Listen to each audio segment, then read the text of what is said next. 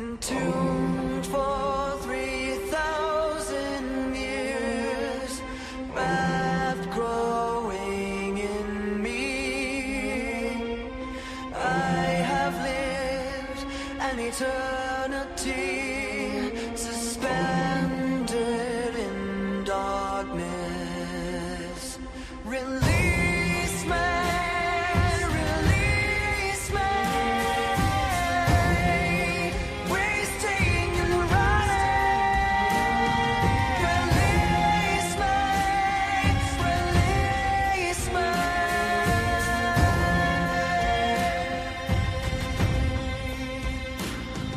Condemned and bound, the sands of time have run out.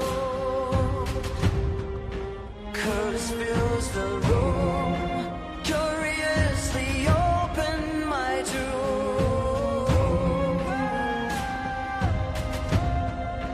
Rising from the cradle of death, my sentence has come to an end.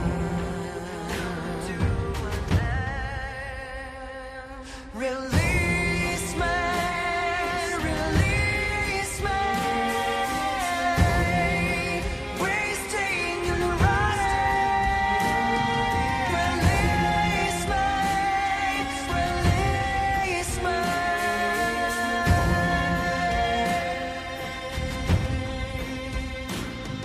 My curse is your curse, death is the gift I bring. Revenge in my hands, I feel no remorse. This is the mommy's curse.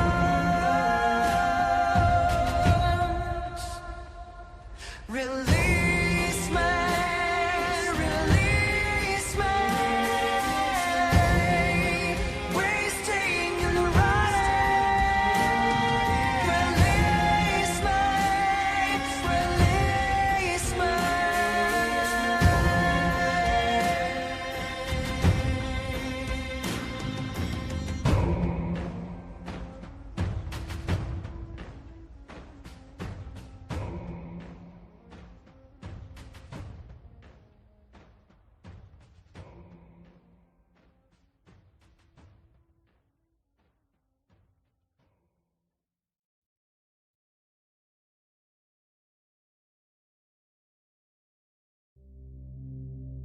Yeah, though I walk through the valley of the shadow of death,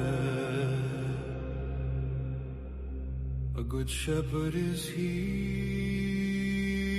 the one that guides me. Though in darkness I find myself alone, I lack nothing, for my God above me his throne. All his love he has shown. Though in darkness I walk alone, in a world so cold, this is my life above me his throne.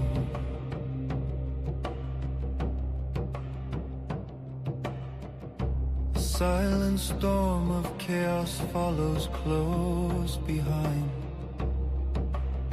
but in him comfort I find. I find still waters flow gently, reminding me in him I find safety. Though in darkness I walk alone, in a world so cold, this is my life above me his throne.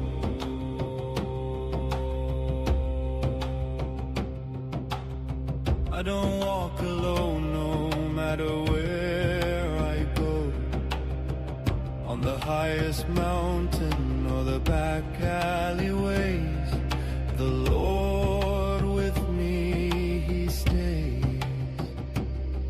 He restores my soul, renewed, unbroken, His righteousness spoken. Though in darkness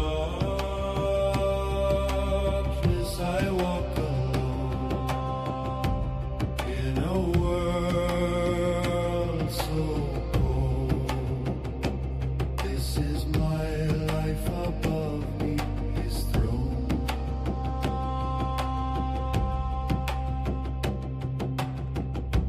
Guidance, protection, this is His love's reflection, guarding me from the opposition.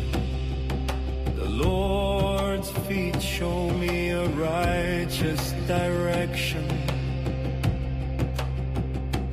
Though in darkness I walk alone, in a world so cold, this is my life above me, His throne.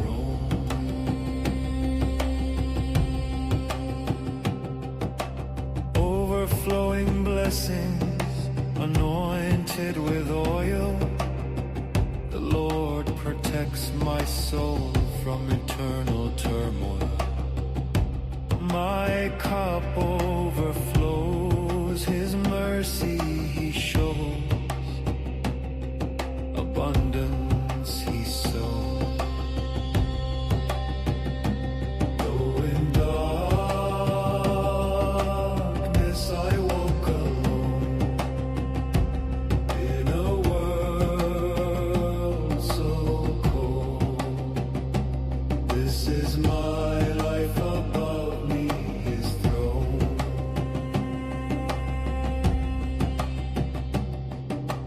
I shall dwell in the house of the Lord forever, no matter where. For the Lord's goodness and mercy are in me, a faithful love entirely. Though in darkness I walk alone, in a world so cold, this is my life above me, His throne. I will fear no evil, for Thou art with me. I will fear no evil, for Thou art with me. Thou art with me. Kyrie eleison. Kyrie eleison. Kyrie eleison.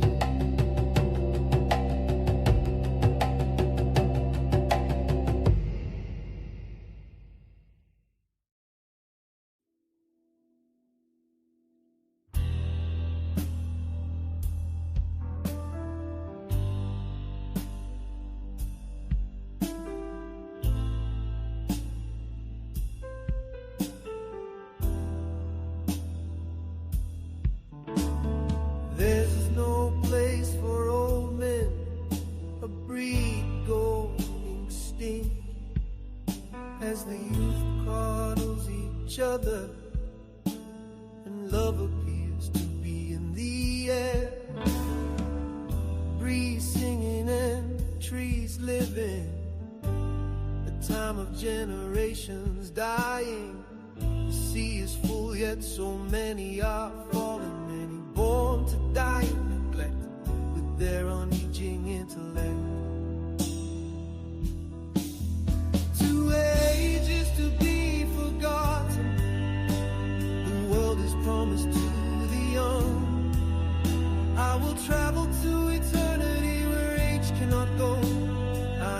shall transcend this life so bold. How age makes a man invisible. He wanders alone, tattered as his clothes. Forgotten soul finds song in his heart. Monuments of magnificence the seas have taken me to Byzantium. To ages to be forgotten, the world is promised to the young. I will travel to eternity where age cannot go. I shall transcend this life so bold. Sages standing in holy fire, spiraling as the masters of my soul sing.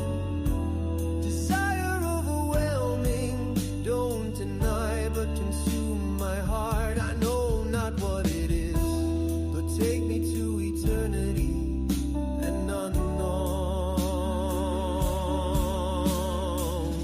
things. To ages to be forgotten, the world is promised to the young. I will travel to eternity where age cannot go, and I shall transcend this life so bold. Once free from this body, I'll never come back again. Not to this place I'll be where goldsmiths work. To entertain the lords and ladies of Byzantium, it matters not what is the past, or what is passing, or is to come. To ages to be forgotten, the world is promised to the young. I will travel to eternity where age cannot go, and I shall transcend this life so bold.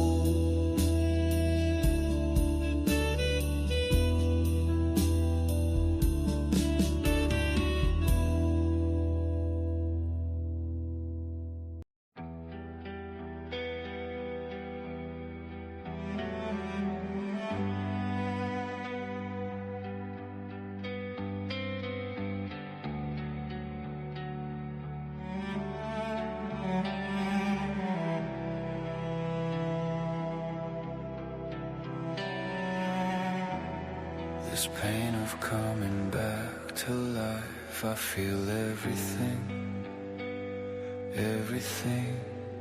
When I open my eyes, your face, I'll never forget.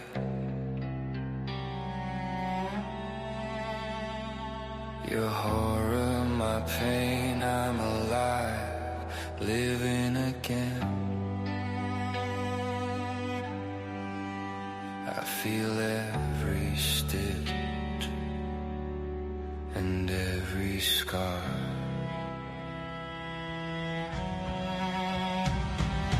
Father, what's my purpose? Abandoned, left for dead, a monster. Why have you forsaken me? Accept me as I am.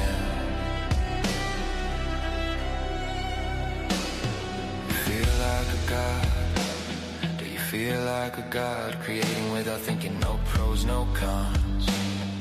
You let me walk, you let me see, you let me feel. I found her, but she did not know me. I reached for her, but she recoiled in horror.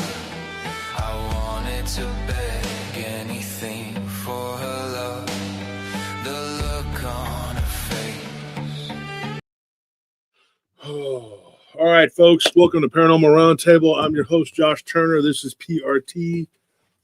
Welcome. Join us in the real reality. This is where we're at, the real reality. Here we go. I wasn't even ready to be on yet, but I guess Tony just threw me on there. Sorry. I'm ready to go. I'm learning them. I'm learning them, making mistakes. Yeah, but I was just sitting there looking at my phone, and then you're on. Okay, here we go. We started a little bit earlier than usual, so you're probably not going to get as many people until later. They're probably going to jump in later, but we're going to try and start coming on earlier because we got work to do. Because we have to start working earlier now.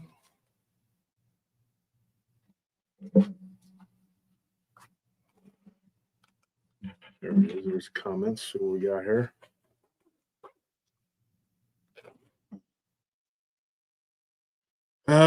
So how's everybody been? How's everybody doing? How's everybody living?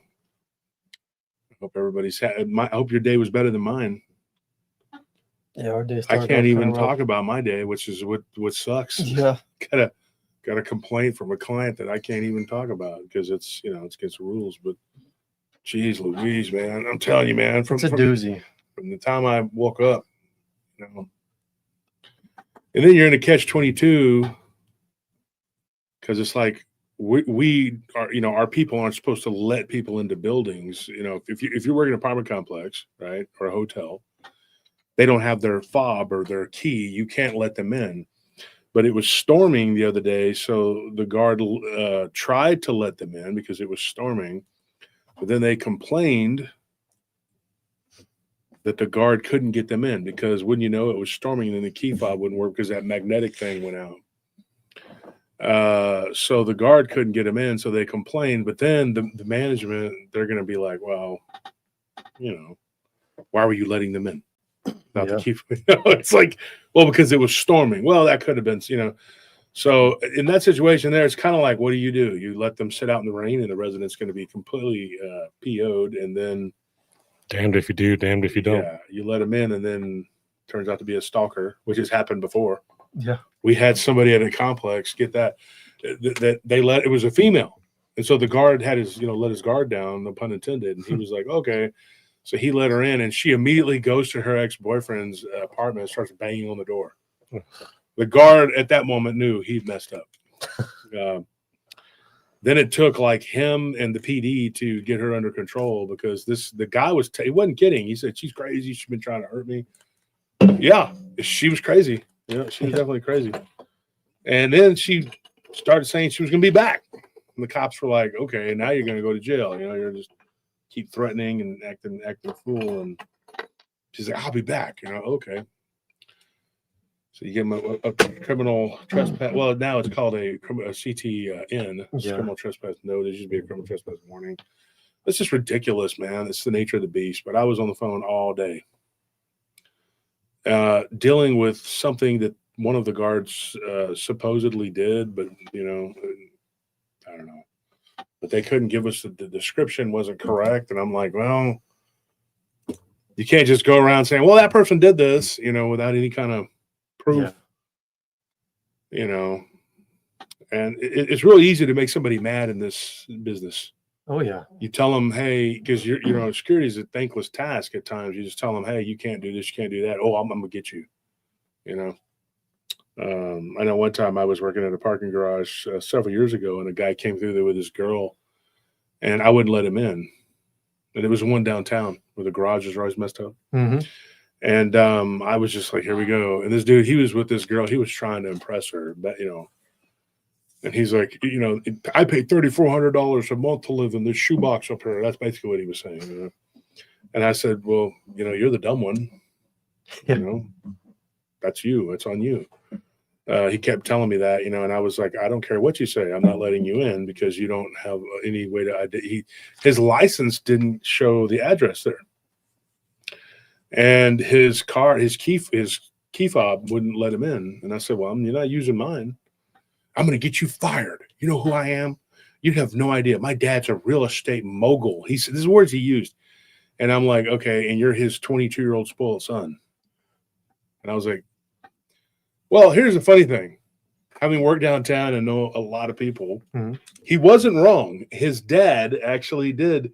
So his dad called me up. Right, his dad. After the management, took my side, said the guard did what he was supposed to do. I didn't cuss at this kid and do anything. He literally jumped up and down and then took his shoes off and threw them across the garage. He was a Iranian guy, and I was like, well, I'm very proud of you. It's very nice. And the girl was just like, yeah, look, she was looking at me like, maybe I dodged a bullet here. So she called an Uber, and then because he started screaming at her. This is a true story. Like she asked to get into the car with me, and I said, look, you can't get into my truck. And I said, no, I can't let you do it, but you can stand here. I'll keep him. And he didn't attack us or anything. He just walked around in a semicircle for an hour. Not an hour, but it was a while. The police came. They got his idea, and his name was Art. I'm not gonna say his last name. I almost did, dude. But he said, "What is your name? What is your name?" And I gave him my name. I said, "I'll give you my full name. I don't give a shit. What do I care?" So he calls the security company, and my partner puts me on the phone with him. He says, "Who this guy?" Because I told him if anybody does actually call. So over the weekend, right? So Tuesday, I get a call on Tuesday because Monday, if this person is really who he says he is, Monday he's getting killed out, just getting killed. Because on Mondays, people like that, they're very busy. The weekend goes and work doesn't stop; it just puts on hold. Yeah, and then you get an avalanche of it on Monday. So I didn't get a call on Monday; I got a call on Tuesday. So my partner puts me on the phone with him, and I said, "Who's this?" And he starts talking to me and tells me, You mistreated my son very badly. He goes, and I'm going to sue you. I'm going to do this. I'm going to do that. And I said, sir, we have it all on video. It's all there. I can show you the whole thing, whatever. And he says, who are you? And I just kind of blurted it because professionally you say, oh, my name is Josh Turner. Right? But I said, Wolf. I said, well, Josh Turner. And he got quiet. And then he's like, Wolf. He's like, Wolf from downtown, Roxy. I was like, yeah. And he goes, oh, shit. And then he starts talking to me. And he was like, dude, what's up, man? I know him very, very well. And then he goes, oh, man, okay. You know what, dude? So what happened? Then he's and I tell him, I said, it's really embarrassing. I'm going to tell you right now. I didn't know that was your son. But I said, I know you. I know you for years. He's about a year older than me, maybe 2. And then I said, this thing that happened with your son, I'll show you the video, but you're going to be really disappointed in him and his behavior. And he goes, oh, okay. And it's his youngest son. He's got 2 other children that are very successful. His daughter works up in where she used to anyway, up in Fort Worth, Arlington area. And she is a what do you call those people that you hire to do your promoter? I forgot what it's called. Marketing. She markets for people. She's got some pretty high profile clients. And then his other son does real estate down in Houston, and so they're pretty productive people. And his brother, spoiled. His brother's the guy's brother runs clubs. There people don't fully take. They like to be liberated. Yeah. They like to dance. But he's always on his brother about, you make me look bad, but his brother's kind of the bad one, right? But I knew these guys when they were young and dumb and stupid like me. We were just all young and stupid together. And he's good friends with Arash and everybody. And he knows your stepdad. So he knows all of us. And so we start talking, and my brother knows him very well. My brother used to pal around all over the place. And he's like, man, I'm sorry, man. So I let Marty get off the phone. I said, let me talk to this guy. And I said, look, man, it's just you and me. I said, he almost got arrested. I said, I actually did him a favor. And when the maintenance guy came, the maintenance guy vouched for him, let him into the building. And he goes, but he kept turning around and going, I'm going to get you. You're going to be fired. You watch. He goes, just you wait. And I was like, okay, whatever. And he said, well, he said you were cussing him and you talked about my wife, which is his mother. And I said, they didn't say any of that crap. So I sent him, I got the apartment manager who I've known for years. And so I called her up and said, hey, Kathy, can you send me the, she said, sure. So I got and I sent it to him. And unfortunately for this young man, there was audio. Because some of those you don't have audio. It's just them. Yeah. But if you took the audio away, it just looks like a crazy person jumping up and down, throwing his shoes, punching his own car. Now, I did say this. I said to his credit, he didn't punch someone else's car. He didn't damage anybody else's property.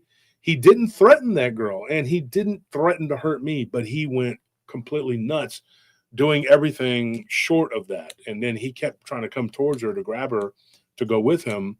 Didn't touch her, but I told him, I said, don't touch her. She don't want to go with you. And so he was very, very angry. So about 2 days later, about Thursday, I get a call, and it's my friend again. And he says, there's somebody on the phone who wants to talk to you. And it's his son. And his son was like, I'm very sorry for my behavior. I was drunk, and I was blah, blah, blah. I proceeded to tell him this. I said, let me tell you something. I accept your apology, and I appreciate that you didn't become violent or aggressive, because it would have been very bad for you. And his dad was like, oh, yeah.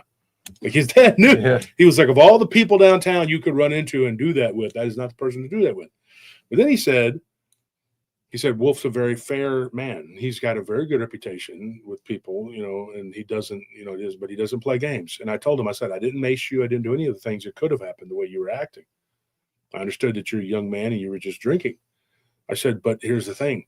If you get in that car and you go and you kill someone in a wreck, the law doesn't care what kind of popper, upper, downer, joker, laugher, snapper, slapper you took. They don't care whether you were drinking O'Doul's or whatever. If you have alcoholic, in your system, and you injure someone or you kill them, I said, you're liable for all of your actions. It doesn't matter that you were drinking, and they don't care that you were stoned. And in fact, the judge is going to look at that as you're a highly irresponsible adult. And so that being said, he said, yeah, I know. And then he told me that he had a problem with that, and that his dad and him were going to deal with it, and I said, that's a very good thing. That's, you get help, get some help, whatever. So it was interesting. Like, I got a friend request the other day from him. And I just from the, yeah, it's been about 8 years ago. Mm-hmm. So he's doing better, obviously. And so his dad reaches out to me, and I've known him he's not really on social media other than to advertise his businesses or whatever. He has a business on there. And he reaches out to me and he says, hey, he sells real estate, and he's been doing that for years. And he knows my uncle who sells real estate too. And I'm not talking about like everybody's got real estate lives. Like, I sell a house, here's a new house. Yeah. This dude sells like commercial, like high rise, like some of my mortgage broker know each other very well. Yeah. And so, yeah, he sells like commercial real estate, and he sells like big pieces of property. And every now and then he'll sell one outside of the city. And that's my uncle knows him. So we start talking, and he says, I had a piece of property down in southeast Texas. He's like, and my business partner one of my partners was trying to sell it. He couldn't sell it. And he says, and he says, get this, they say that there is something wrong with that piece of property. And I go, what do you mean? He says, well, I know you're into this, stuff or whatever. Like, you talk about all these weird things, and him being Persian. Well, he's half Persian, actually. His dad's is Persian, and it's weird. It's a weird mix. His dad's Persian, his mother's Kurdish. But he said, being that you're into that, whatever, he goes, maybe you can talk to the people who own that property and get them to tell you. So it's not the next closest city would be Port Lavalle. No, maybe not Port Lavalle. It'd be, maybe you look it up on a map. Bring up a map of Texas now, and that's where we'll start at tonight. And that's an interesting thing. But it's funny because it started off with an unruly, child. He's not a child anymore. He's 30 years old. But when he was a 22-year-old kid, he was just taking his loafers and throwing them across the garage. I even told him, I said, there's a lot of spiders in this garage. You might want to check them once you go grab them. I don't give a crap about you. Like, I said, I'm just trying to help you. Because I have a way of talking to people that just not saying anything bad, just making people mad. They just get mad. They get pissed off because, as a security guard, you're doing your job. They get really pissed off. Oh, yeah. And he was like, professionally annoying. $5 an hour renter. Talking all this crap. I didn't tell him anything. I just said, sure, whatever you say, man. It's your world. I said, don't touch me. That's all I know. Don't touch me. And don't get in my AO, dude. Stay out of my AO. If you get close to me with a threatening manner, then there's going to be consequences. He didn't do that. So to his credit, he didn't do that. And he wasn't a little guy either. He's about 6'1", probably weighs 200 pounds. That's not a little guy. He's pretty muscular. But because his dad's about like these pretty tough, big guy. I know him for years. And so anyway, he reached out to me. He reached out to me back in right before the spring. No, it was during the flooding in July. He reached out to me right around the time that the flooding and stuff happened. That's when he reached out to me. Because I wanted to drive out there and go and see this place. And he told me, he says, man, it's flooded. It's a lot of rain. Yeah, I'll look it up. No, I got pulled up. But it's a map of Texas is what I asked for. If y'all haven't noticed, it's hit or miss when I ask one of these people to look something up. Y'all have noticed, so because y'all have commented on it. I'm looking up right now. What do you mean? There it is. Okay, so where this would be, it would be near Port Lavaca, Victoria, and Edna, kind of in that area. The interesting thing about this piece of property is that Cuero is where I forgot the lady's name. I talked about her on the show. She shot what they believe was a chupacabra that was attacking her animals, a weird looking creature, but it looked like some kind of canid, right, that had attacked something out there. And I was going over the reports, and here's the interesting thing. And so the show we were going to talk about tonight, I have several encounters lined up. I don't know how many we're going to get to, of spiritual dogman in the city. But this one, when I went to look up this one, there was one that was in Edna. The one in Edna, I guess because I put them all like per location. So here's a weird thing. Here is a weird thing. We have a report from Hallettsville that was right. I think it was south of Hallettsville. And then we had one near Seguin. I'm going to go on the record here and say, and I'm going to show you people what I'm talking about here. This is weird. If you look at that map right there, look at Austin, look at San Marcos, look at New Braunfels. You got Luling, Gonzales, Seguin, Hallettsville, Cuero, Victoria, right down to Goliad, Port Lavaca, and you see Edna and Palacios right there. I would even throw Robstown in there along with Alice because of some weird things that have happened there.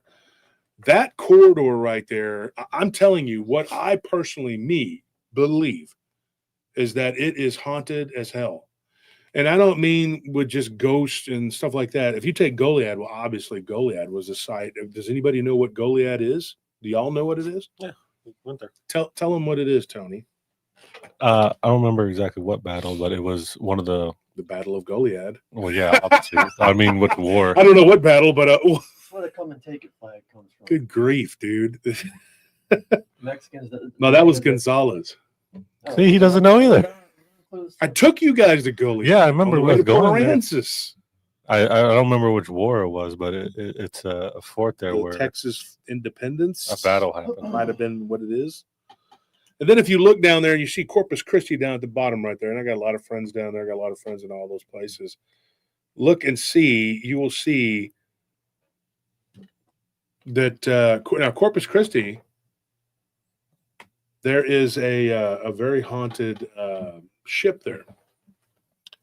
What is the name of that ship? On the top of my head, I can't remember. Look at it real quick because I don't want to. I think I know it, but I'll say it. It'll be the wrong. When we took the one vehicle in at the dealership to get the strut fixed because the struts were Isn't it the Lexington? The Lexington. Yeah, there was a guy that worked there, and he used to work. He worked at the dealership, but he used to live in Corpus. He used to work there, and he said that thing was haunted as hell. He used to work there, and he claimed to have seen like a World War II, like. I don't know what you would call it, like a scene, like from the people that used to like the crew, like he went back in time. Mm-hmm. What was his name? His name was Zach, or it was Zach, wasn't it? Was it? I'm trying to remember his name.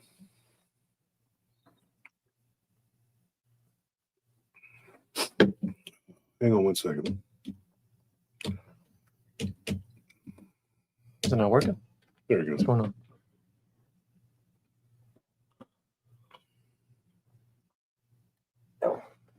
Okay, it's working. Just checking. Just got a little bit of a headache. Oh, I did too because I had my heater on, and then it got hot during the day, so I woke up with a bad headache. well, stop doing that. Well, it was Don't cold. do it. Anyway, enough said. We'll move on. So anyways, when you stop and you look at these at this area here, there's other little towns in there in between, but this hits the highlights here. What I figured out, and I had a file in that little area just for that area, and it was there are Dogman reports that are just Dogman, but they're from everywhere, and some of them will repeat. But from that area right there, we started getting so many reports in that that area southeast of San Antonio, southwest of Houston, that I started to put them all together in a folder. Now, going from Corpus, let's see here. You can see it's pretty much a triangle. If you take it from Corpus down there and you go up to Houston and then go across to or to San Antonio, it's like a weird triangle. See it? See that triangle? See I-37 going up into San Antonio, and then I-10 going across to Houston and back down. A good chunk of Southeast Texas. Yeah, that chunk right there. But then you get all these reports around the Austin metropolitan area too. You see Austin, you see Georgetown, Cedar Park, San Marcos, New Braunfels. New Braunfels, I always remember that Dogman report, who was the people that were sitting by not a people, it was a guy by himself who was traveling. And he camped out by the river. I guess it was the Canal. And he was camped out right there. Pull up a map of New Braunfels, just that area around there, and I will show you. If you can bring up a map, I'll show you where he was at.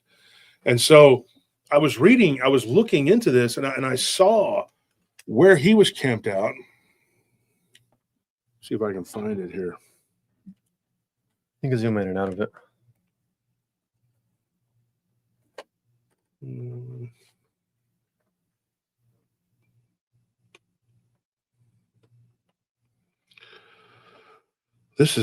This map is a little bit.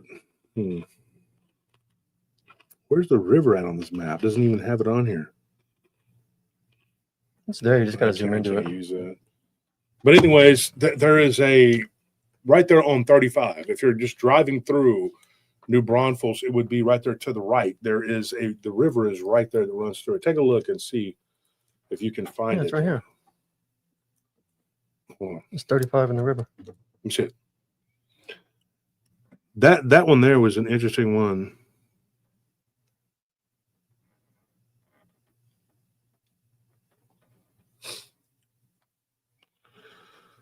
Yeah, but I'm not really. Well, anyways, it would be, that's the wrong side right there. It would be on this side. This thing is turned. It's turned like this instead of, I don't know how to get this thing to turn.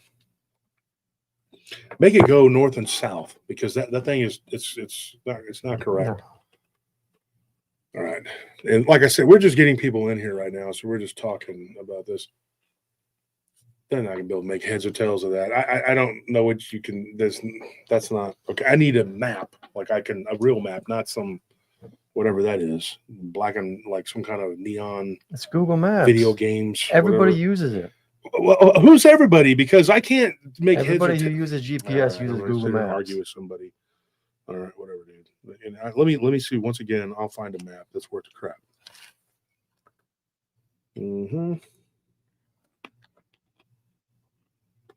I want you to be able to see, like, the actual whatever, not that whatever the hell that is. There we go.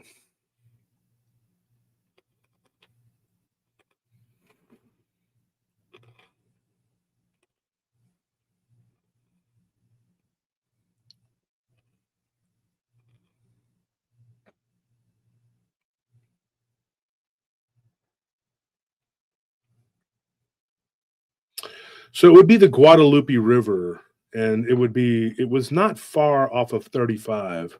This map would be great, but when you zoom in, it disappears. You can't. I'll figure it out, folks. Don't worry.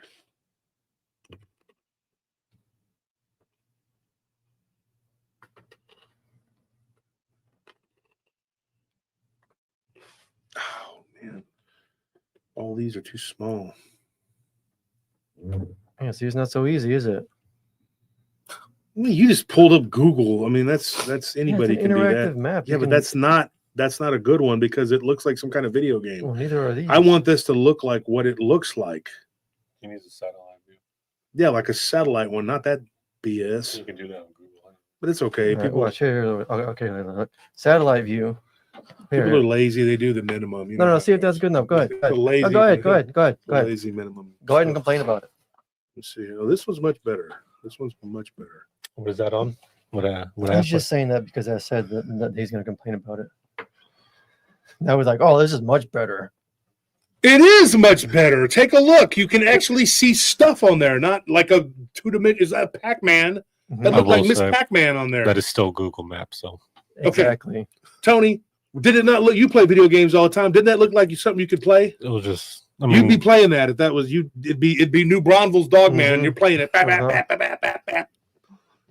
Trust me, this is what I've seen better maps in games, to be honest. Exactly. This is what I deal with all the time. The retardation. No, go ahead. Here we have the retardation. Well, if it's so good, how come you can't find what you're looking for? It's on display, folks. The retardation. You see, he's stalling. He can't find what he's looking for. I'm stalling. Now I'm stalling. I'm. Oh, this map's much better, but I'm a communist. Never mind. I'm not finding what I'm looking for. Shut up. I'm doing great though. So if anyone's asking, this is actually the river right here. So I'm trying to find the exact location, but I can't say exact location because he can sit there and tell me all day, but that don't mean I know exactly where it was at. But if you look right there on the map, you see just to the north of that where it says River Ranch RV and all that, it goes up. And the way it sounded like, now I want to take a chance here. You see that bridge right there? I believe he was sleeping down there. That's what I think. Mm-hmm. Because it wasn't the 35 bridge. I don't believe it was like another, because there's like bridges. Yeah, bridges over the river. He went there because if you were on 35 by that bridge, the cops would have got you out of there because the New Braunfels, they don't play around. They're like San Marcos, all them other towns. They actually do their job and be like, get out of here, because there's not a big enough town to be hanging out in or whatever.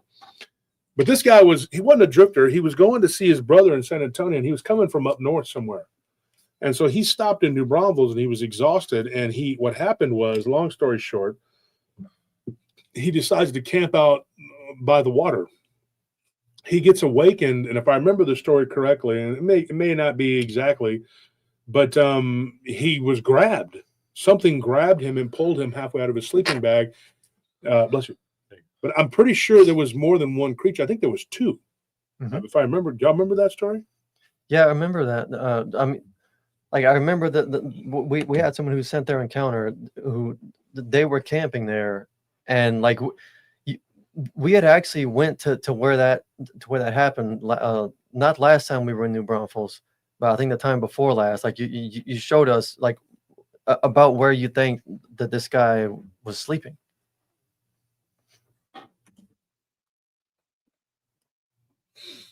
So yeah, we do try to follow up, especially the encounters that we get in Texas. We've gone, I think the furthest we've gone in Texas is 6 to 8 hours to from where we live to look at a site. Especially if you're going in that direction, I've detoured a couple of hours away just to try to find something to look, to see. I know that when we were in Anthony, New Mexico, right outside of El Paso, we did that. And it's because somebody reminds me, because somebody just said El Paso was weird. Yes. And we did one in El Paso. We also went through Seguin, where that person, now we were buying a patrol car from a guy over there. When we backtracked that was 2 years ago, maybe something like that. Yeah. And we found what we think where the place was that this first attack happened. It was a Bigfoot that had attacked these people. And then we went out to that area that is southeast of Austin, going towards Buda, Elroy. We went out there and we looked and went to the property, and we've gone out to the areas all over Taylor, all over Thorndale, Lexington. We've been all over Texas looking at these different places and going. Now, people will say, I'm boots on the ground. And okay, yeah. As long as you only go 5 miles away from your house, you're boots on the ground, little buddy. Sure you are. But we've actually traveled all over the state and interviewed people and talked to them to get the encounters and get the whatever.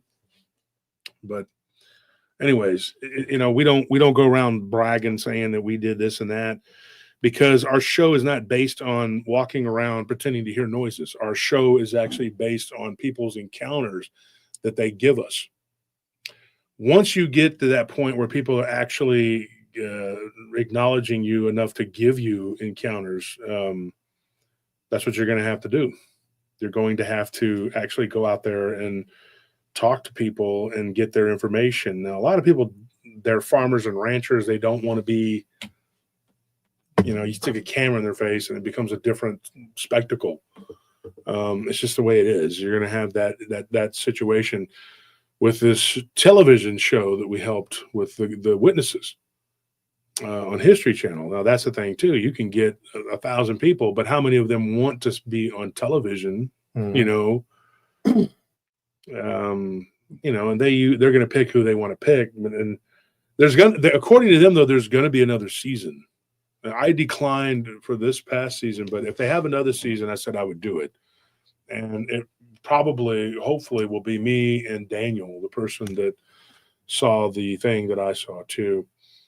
And we'll see what he says about that. But he is a pastor in my hometown. He's a preacher.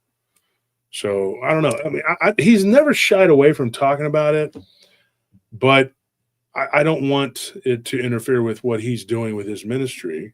I don't know that he's ever talked to his congregation about it. I know he's talked to different people in the church because I've spoke to them. One of them is my cousin's dad. Now, he would only be related to me by marriage, but he works on vehicles, and he had been talked to about Daniel. I guess had told him what had happened, and he asked me one day in passing, and I told him, I said, and it pretty much matched up with what Daniel said. So the detractors can go jump in the ocean, dude. I don't care. That's what happened. And when I was a 15-year-old boy, I didn't ask for anybody. I didn't ask for it to happen to me. It just does. Things just happen. People are saying they're getting buffering. Thank you, Quack, for those. They might have to lower the quality on YouTube.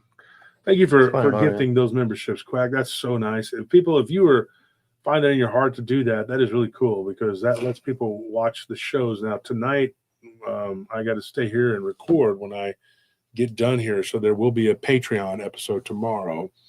And next week will be the Thursday. It will be the show for members only. Yeah.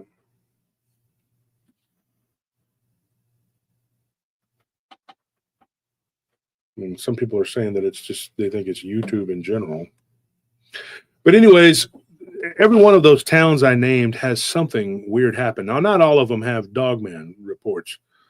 But one of the things I found interesting was this friend of mine who said that there was this place outside of Victoria. So I thought about heading out there, but then it was during the flooding and all that. And it was I guess it was after that. And he said there was still some flooding. There was some swelling of the creeks and rivers down there. So it might be a little treacherous. And then we kind of ended up postponing it. But it's something that I would still like to do, to go out there and check it out if I can get permission, because he did sell it. He eventually did sell that piece of property. And apparently he knows these people, and he said that I might know them too, but I don't recognize their names. The interesting thing about this encounter, which are encounters that these people were having on their land, it was like, I think their part of it was a little less than 100 acres. I'm not exactly sure how much.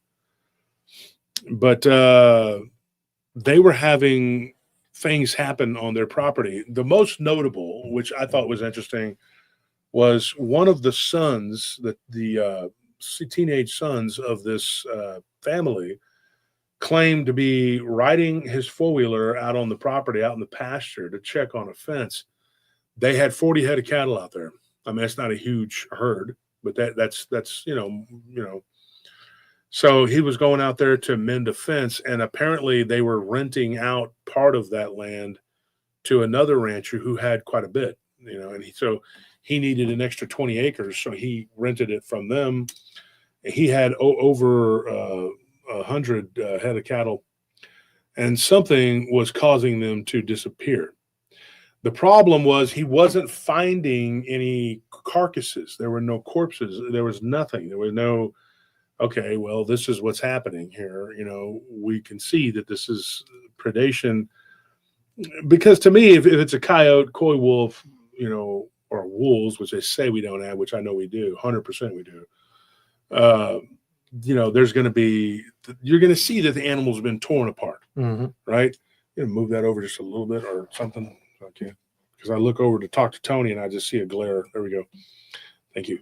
And so you're dealing with some kind of predation that you can say 100%, yeah, this is it. So because the first thing I said was, does he have any pictures of the predation? I, being a person that's from, you know, that background, at least I can tell you, I can look at a kill and say, this is what happened. And I can tell you the difference between a coyote and even a mountain lion, because there is some distinct differences, especially if there's footprints. That's the easy thing. And they said there was no footprints. There was nothing. So this went on for a few months, and from the late winter to the late spring, like it went on for like 4 or 5 months. He was hanging. This was in June, and it was already getting warm. It was getting hot, and this was 3 years ago. And when he was doing his checks on the fence, he saw something bizarre, and he literally swerved to keep from hitting this. There was a tear. Well, I say a tear. That's what I say. But his words to his dad was the sky, like it was like the sky was in the middle of the pasture. He told his dad, he said that it looked like a piece of the sky was in the middle of the pasture. Like there was an opening. Yes. Well, the way he described it was interesting, though. He said it looked like the sky was like, there's the sky, and then all of a sudden there's just an oval piece of it, a jaggedy oval piece of it right there in front of him in the pasture, and it was about 20 yards in front of him. It just opened up. And he told his dad, if I would have kept driving, I would have ran into it. Now, you remember the other night when we were talking, I don't remember if it wasn't Monday. I think it was Sunday. And we were talking, it was continuation, which we still haven't done the third and final part to that. But it was the people from California. And we were talking about this, these people having, there was a Native American, and that part of the story had nothing to do with the main story. It was just to show you an example. And there was a guy, I read that, there was a guy who had a friend, he was Native American, and I remember like reading the email or something, and it was a friend of mine who had sent it to me, and it was based on somebody that he knew, you know, and this person, I think it was in Utah, it might have been in Idaho or something, but, and don't correct me if I'm wrong, I don't know, you can go back and watch the show, you know what I'm talking about if you missed it. And it said that this Native American had jumped through this portal. And the other guy, who was also a native, he was brave enough because he was worried about his friend that he put his head through the portal, and he looked down, and there were clouds and everything. And he looked down and saw like the ground was way, like if you jumped, you would just go, you know. Years later, they find this guy's body, the clothes and all, laying in a field, decomposed. You know, I'm talking like 40 years later. And it wasn't but like 2 miles from where he had jumped through the portal. So that's crazy. Like, I mean, he jumps through a portal, and then they find him like, I think it was like a mile or two down the road or something. Not down the road, but, you know, away from there.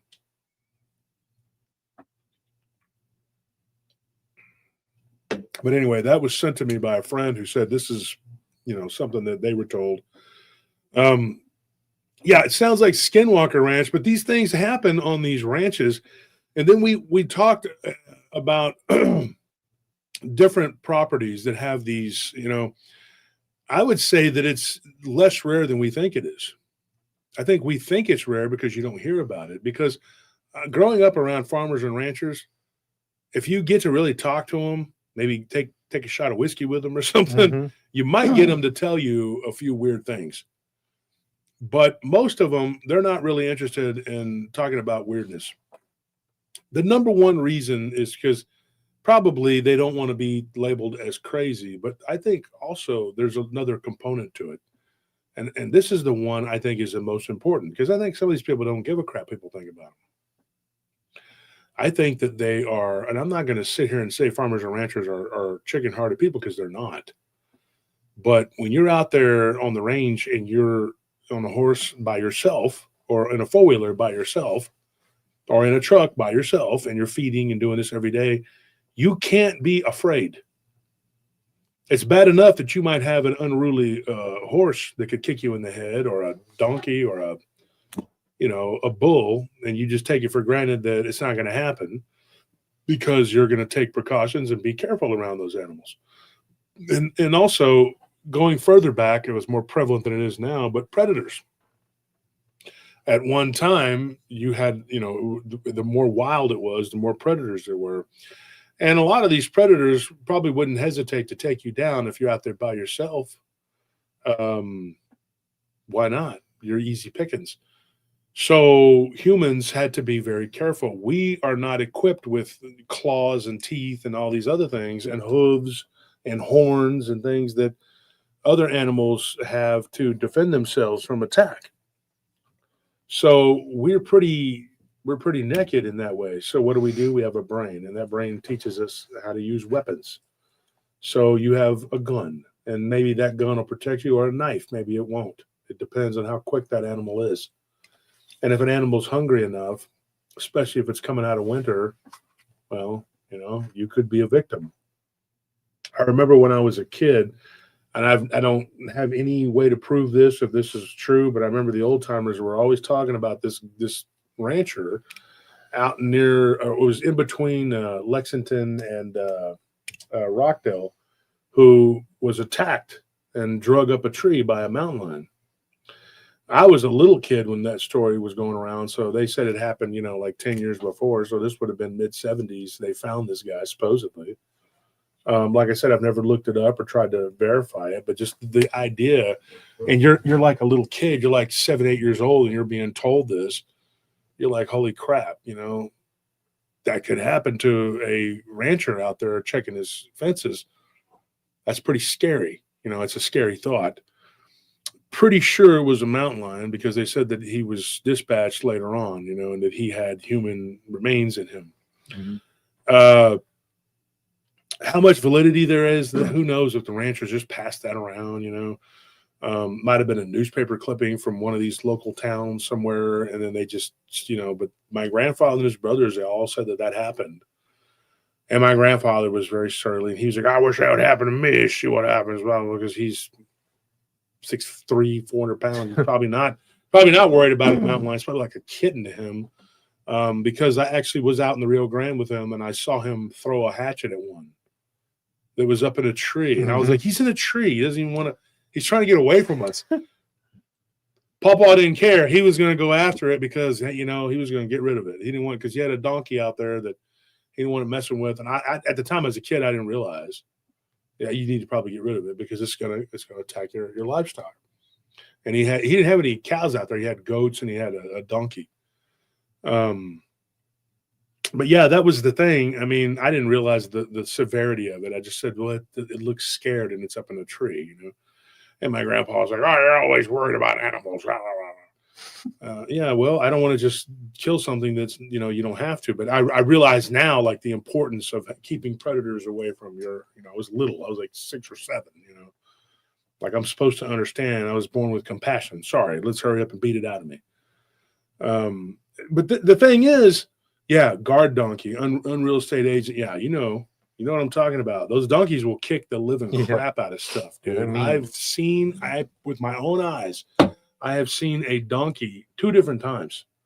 Same donkey. A friend of mine out near Thorndale had one, or not Thorndale, Pflugerville, and that thing stomped a rattlesnake. I didn't see that, but I was shown the aftermath of what it did, and then I witnessed it kick a wild dog, not a coyote, but a dog that was in a little pack of wild dogs, and they were out there running around, and being cute, trying to attack the livestock, trying to take down one of his sheep, and that donkey kicked it killed it.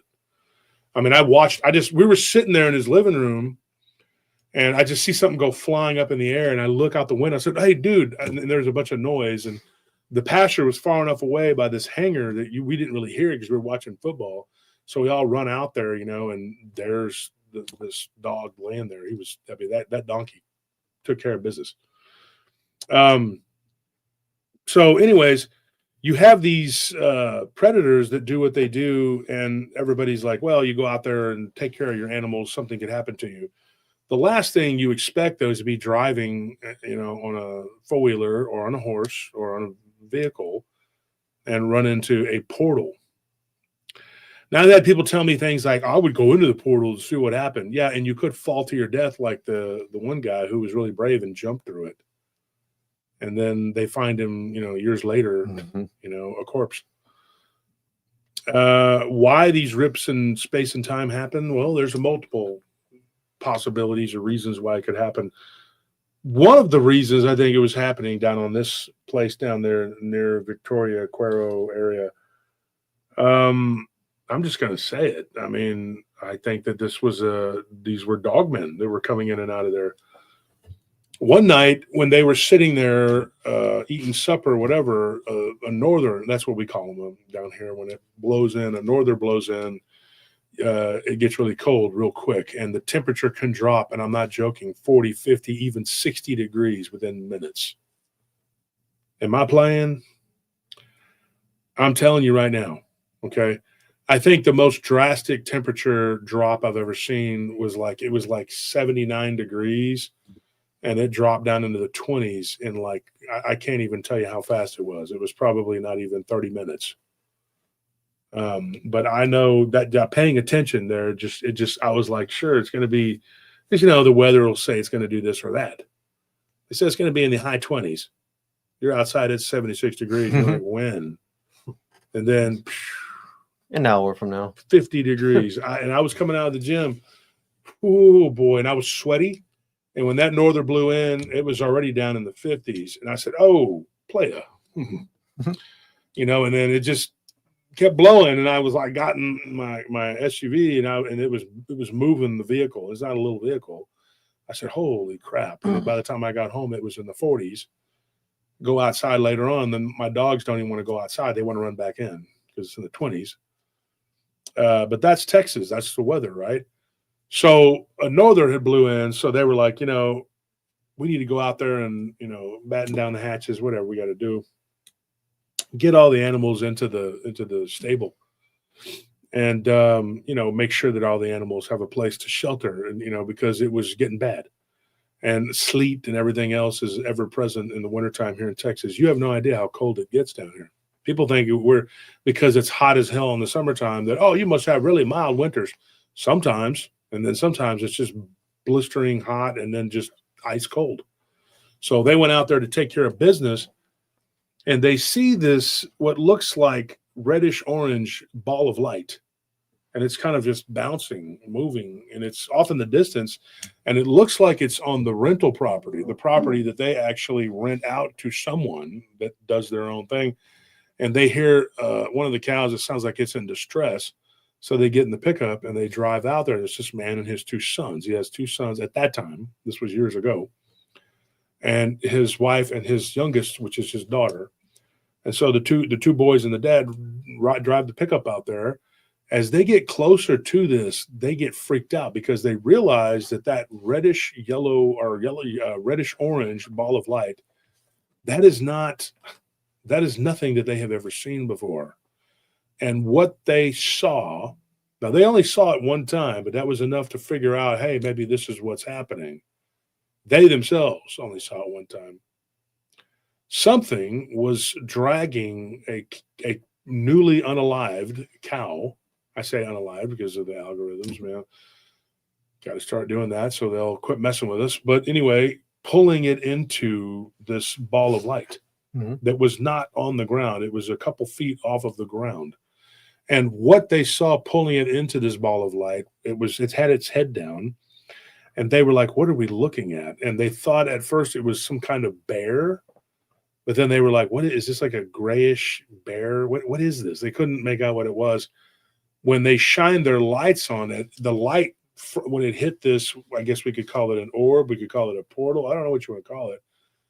The light reflected back on them. Like it turned, like there was some kind of, like it turned it around to where it was like they were looking into their brights.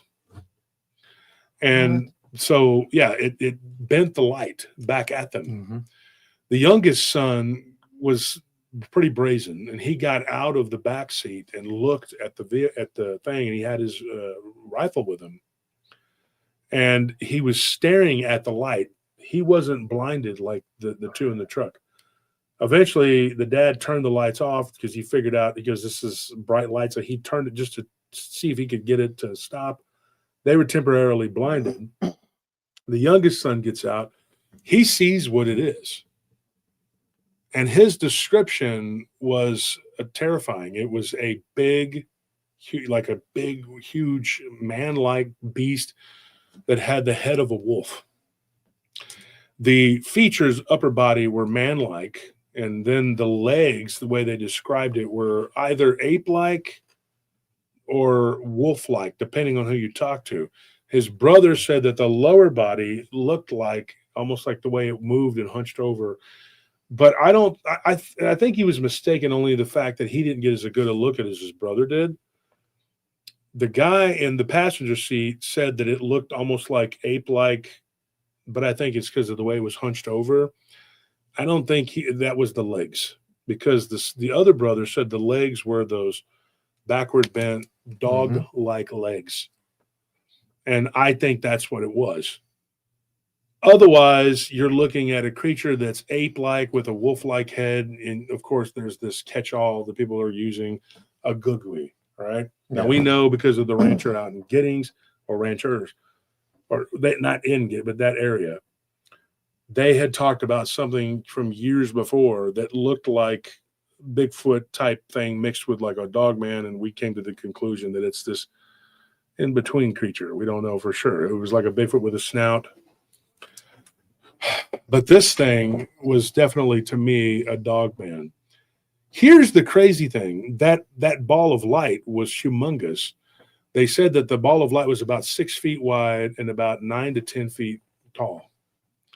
The ball of light. The creature inside of that ball of light was described to be about, if standing upright, which it did at one point, 8 feet tall and about 800 pounds.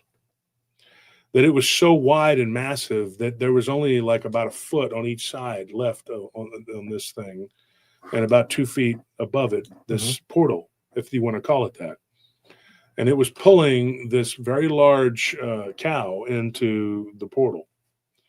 The cow looked like, from the way that it was being drugged, I would say broken neck, broken back, something along those lines. It did something. And there was a lot of blood around the neck area, but the way that the head was turned, it was obviously the neck was not. So that's what they thought. And the dad, he was a little apprehensive, like when he gave this story to the real estate agent. He said, yeah, I know a guy that would take your encounter, whatever. He says, well, you don't need to talk to us. That's all that happened to us. Most of the action was happening on that 22 acres that we rented out. He said that acreage belonged to another guy, and he's the one that was losing the cattle. He said all of our cattle kind of hung out in one little area, and they only had 40, and then they ended up reducing it down to about 20. He said, and then we got rid of everything, and then, that's when they sold the property. Now, they weren't selling the property necessarily based on this predation that was going on next door. but they were having a run of bad luck.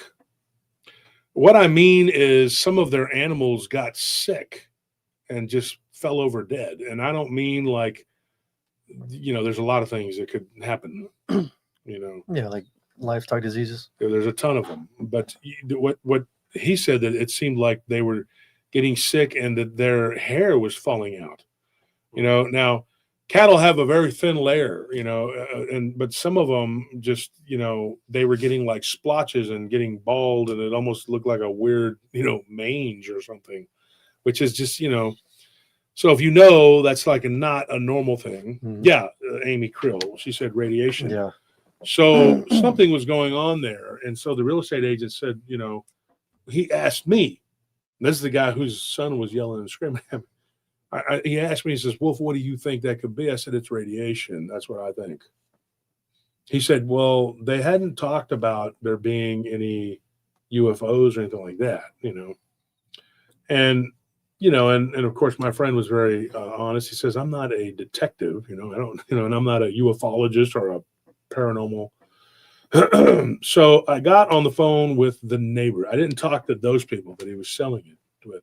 I never could get them to whatever. Well, we did talk briefly, but it was, we were like, hey, at one point he had to go to a show for his son. His daughter had a showing for a sheep, like for 4-H. And then the other time I talked to him, I was going out the door, and I said, hey man, I'll have to call you. So we never did connect to get that. But like he said, you need to talk to the people next door. Well, their names start with an H. We'll say that. So he said, you need to talk to this person next door, Henry H. He said, you can talk to him. So I said, you know what, give him my number. I didn't expect him to call me. I just figured at some point I would circle back like I always do, and I'll get in touch with this person. So I was shocked. One day I was just, sitting there getting ready to do some work, and this person calls. And so I started talking to him. Now, I didn't get to have a very long conversation that first day, but he told me enough to know that I wanted to come back and get the rest of the story. What he told me, he says, I got 6 or 7 weird things that I can't explain. And then he asked me, he says, you're into ghosts, right? Like, that's what he thought. I said, no, I'm into whatever. I said, whatever you got, I'll talk about it. He says, well, I don't know who to talk to or what to talk, who to tell, whatever. And I said, I told him, I said, where I live. I said, I live up in Austin. We could come out there and meet, whatever. Since that conversation, they've sold the property. He sold his property, and he quit renting that 20 acres, 22 acres, whatever it was. So he doesn't have anything to do with that. But once he let go of that little section, it stopped, right? And then he sold his property. The people that took it over, they are on his property that doesn't have to do with that other 20 acres. And they've had no problems. I don't know what happened with the people who bought the other side of the property, which would encompass that 20 acres. That would be interesting to find out. But I have no way to, because I don't know those people. So here's what he told me. And you guys give me 1 second. I'll be right back. Get something to drink. Okay. Actually, this is really what's the word? Like, it's a weird synchronicity for me personally, because and I didn't tell Wolf this, I didn't tell you this, I didn't tell Nelly, I didn't tell anybody about this, but like, something happened to me last night while I was on patrol at like 3:25 a.m. and I'll get into it once Wolf gets back. But I didn't tell anyone about it because I just kind of had this feeling like I don't know, I'll save it and see what everyone thinks while we're on the show. And I didn't even know that this was going to be the topic of tonight's show. I just kind of had this feeling, so I kept it to myself. And this, like, what these people, what they saw in particular, is relevant to what I'll get into here in a minute. No, I had to put those in. Let's make it quick.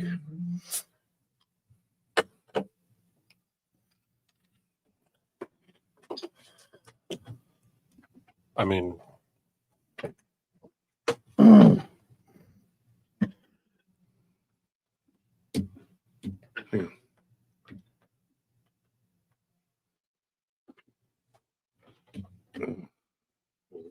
What's it called? I already pull open this one. I don't care. It don't matter. Go ahead, take it.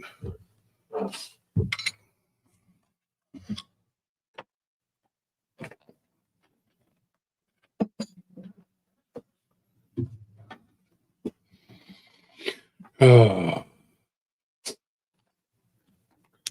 I don't know. Is that true, Jason? Read that. There's a delay. Okay. Radiation leak from portal. Difference in pressure from portal dimension in our dimension. Backfeed. I mean, it sounds like radiation sickness to me.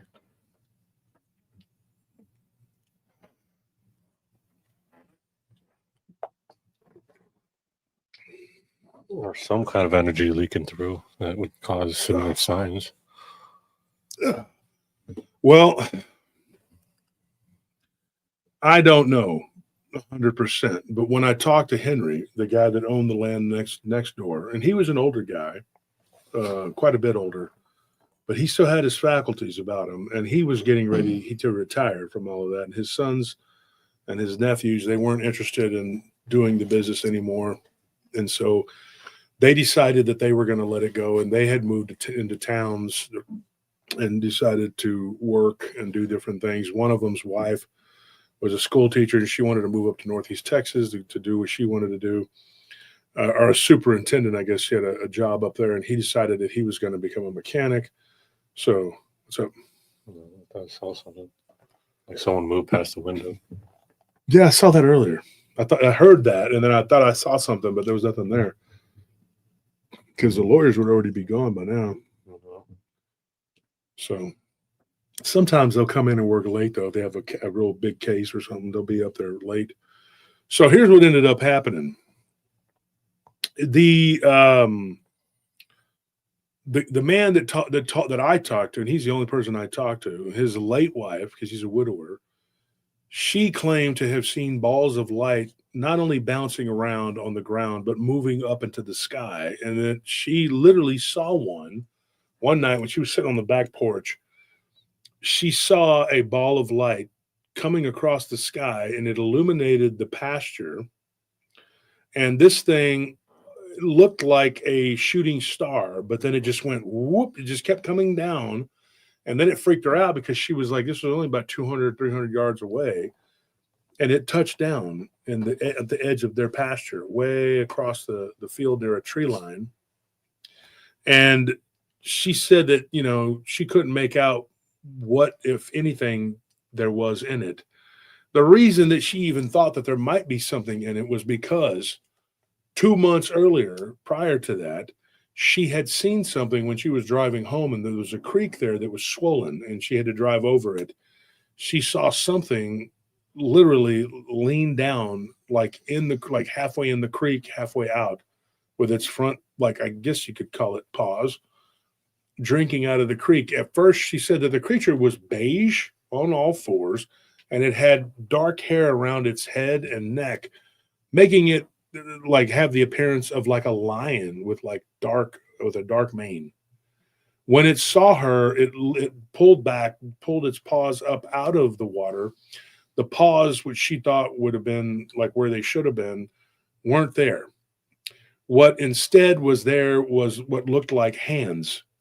The paws, these were like these big round whatever with these stubby little fingers, and there were 5 digits, because she saw it lift its hand up and kind of sit back on its back legs like a person, and then kind of put its hand up to block the light that it illuminated it temporarily. And this all happened in the matter of like 2 seconds, like 1, 2, and it was over. And then this thing fell back into some reeds and it was gone. And she was like, good grief, what the hell was that? I had never seen anything like that before. So she gets back to the house and she tells Henry, she says, I just saw the weirdest looking creature.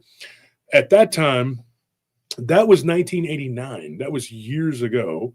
and their oldest boy, who was just a little bitty kid at that time, he was, like 6 or 7, like he was not, very old. And now here's the thing too, there was a big age difference between her, and I guess that would have been her youngest. Sorry. There was a big age difference between her and Henry, like 10 years. So Henry says, yeah, I married her, she was 10 years younger than me. She was a widow and he was a widower, and she had only been married for a couple of years. And then her husband had ran off and stole everything. And she lived down the road. So he acquired her property, and he was the landlord. And it was kind of like a thing where he just kind of let them stay there. But he was telling me, he said that property, which is about 3 miles up the road from where he was at, he sold that property. He said that property was worse. He said, I don't know why this other people's property was not nearly as bad as ours, but it was pretty much tame compared to what the hell he was going through. But he said that when his wife, she had a congenital, what's it called, at birth. She had a heart murmur. Mm-hmm. And she was supposed to be taking medication and stuff, and it was really bad. And at times her heart would skip and she couldn't breathe. And then one day she just didn't wake up, but it was a terrible, whatever, it was bad. She had like a seizure or something. But anyway, he was telling me about it. And so the one of depressed people was very heartbreaking. But he said that she was living out there, and they got so scared that they went to the neighbors. Now, there were some different people living next door at that time. And he had been expanding his ranch, and he didn't want to buy those acres. So he had leased them out from the people before these people that my friend that was in the real estate who, and so when those people bought that land, that guy's cousin used to run a bar downtown. That's how he met this dude and said, hey, I know a guy who can sell that for you. He'll sell it quick. He's real good. And he really is. I mean, he buys and sells like all the time. He has loaded. But this is, what ended up happening. This guy ends up, meeting these people. But there were different people that were living there at that time. And originally, Henry, his dad owned all of that land, all of it. And his dad's dad, anyway, his grandfather. And then they partitioned it off and they sold it to 5 different families, him being the 6th one. And so he says that, so we got divided up. He said, but that back end out there, that 3 miles up the road, he said there was another piece of land that was in between that, where people were always claiming that their livestock were getting swiped by something that they couldn't see. But there was blood and things like that. You could see the blood, but you wouldn't see the animal carcasses. But it wasn't happening on our end, and his end would have been the southeast end. That would have been the southwest or south. His was the southwest end. That would have been the southeast end. And he said, my grandpa always told me, stay away from that southeast end, because he's like, there's something there, and it's evil, and it bothers the people that live there. Well, they all went to church in the same area, this little country town, little country church. And he said that the pastor at one point rented the house out there to his sister. And he said that his sister said that this thing was, whatever was there, was so bad that they had to come out there and do basically like an exorcism to get it to whatever it was, to leave. When this thing this was back in the 60s. He said, when this is what Henry told me, when it came out of this house, it was in their dog. The dog had gone crazy and started biting people, and they didn't want to put it down. And the vet said, that's not back then they called rabies in Texas, they called it hydrophobia. Mm-hmm.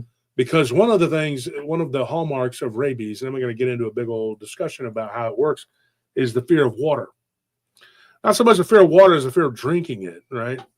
Because anyway, it's not important. The point is, because we can get off in a whole tangent here, but this thing, it literally was in the dog, and the dog was in the backyard, and they saw this black vaporous smoke come out of the dog, go into the house. At the back door of these people's house, this would have been the adjacent property to where his now deceased wife, where they were living.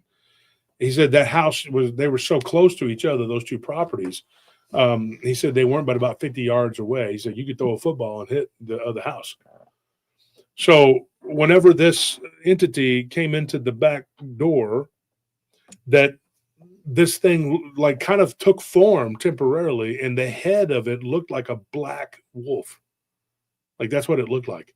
You couldn't make out the legs, and there was just like the little bit of a wispiness of the body. And when they were screaming and yelling, and everybody was acting, fool or whatever, he said the deacon, one of the deacons of the church, which was his dad's brother, he goes toward this thing with an iron cross in his hand, and he screams at it, in the name of Christ. And this thing turned into kind of like a ball, kind of. And he said it kind of just rolled out the back screen door, and the screen door like blew open, and it went out into the night, and it was gone.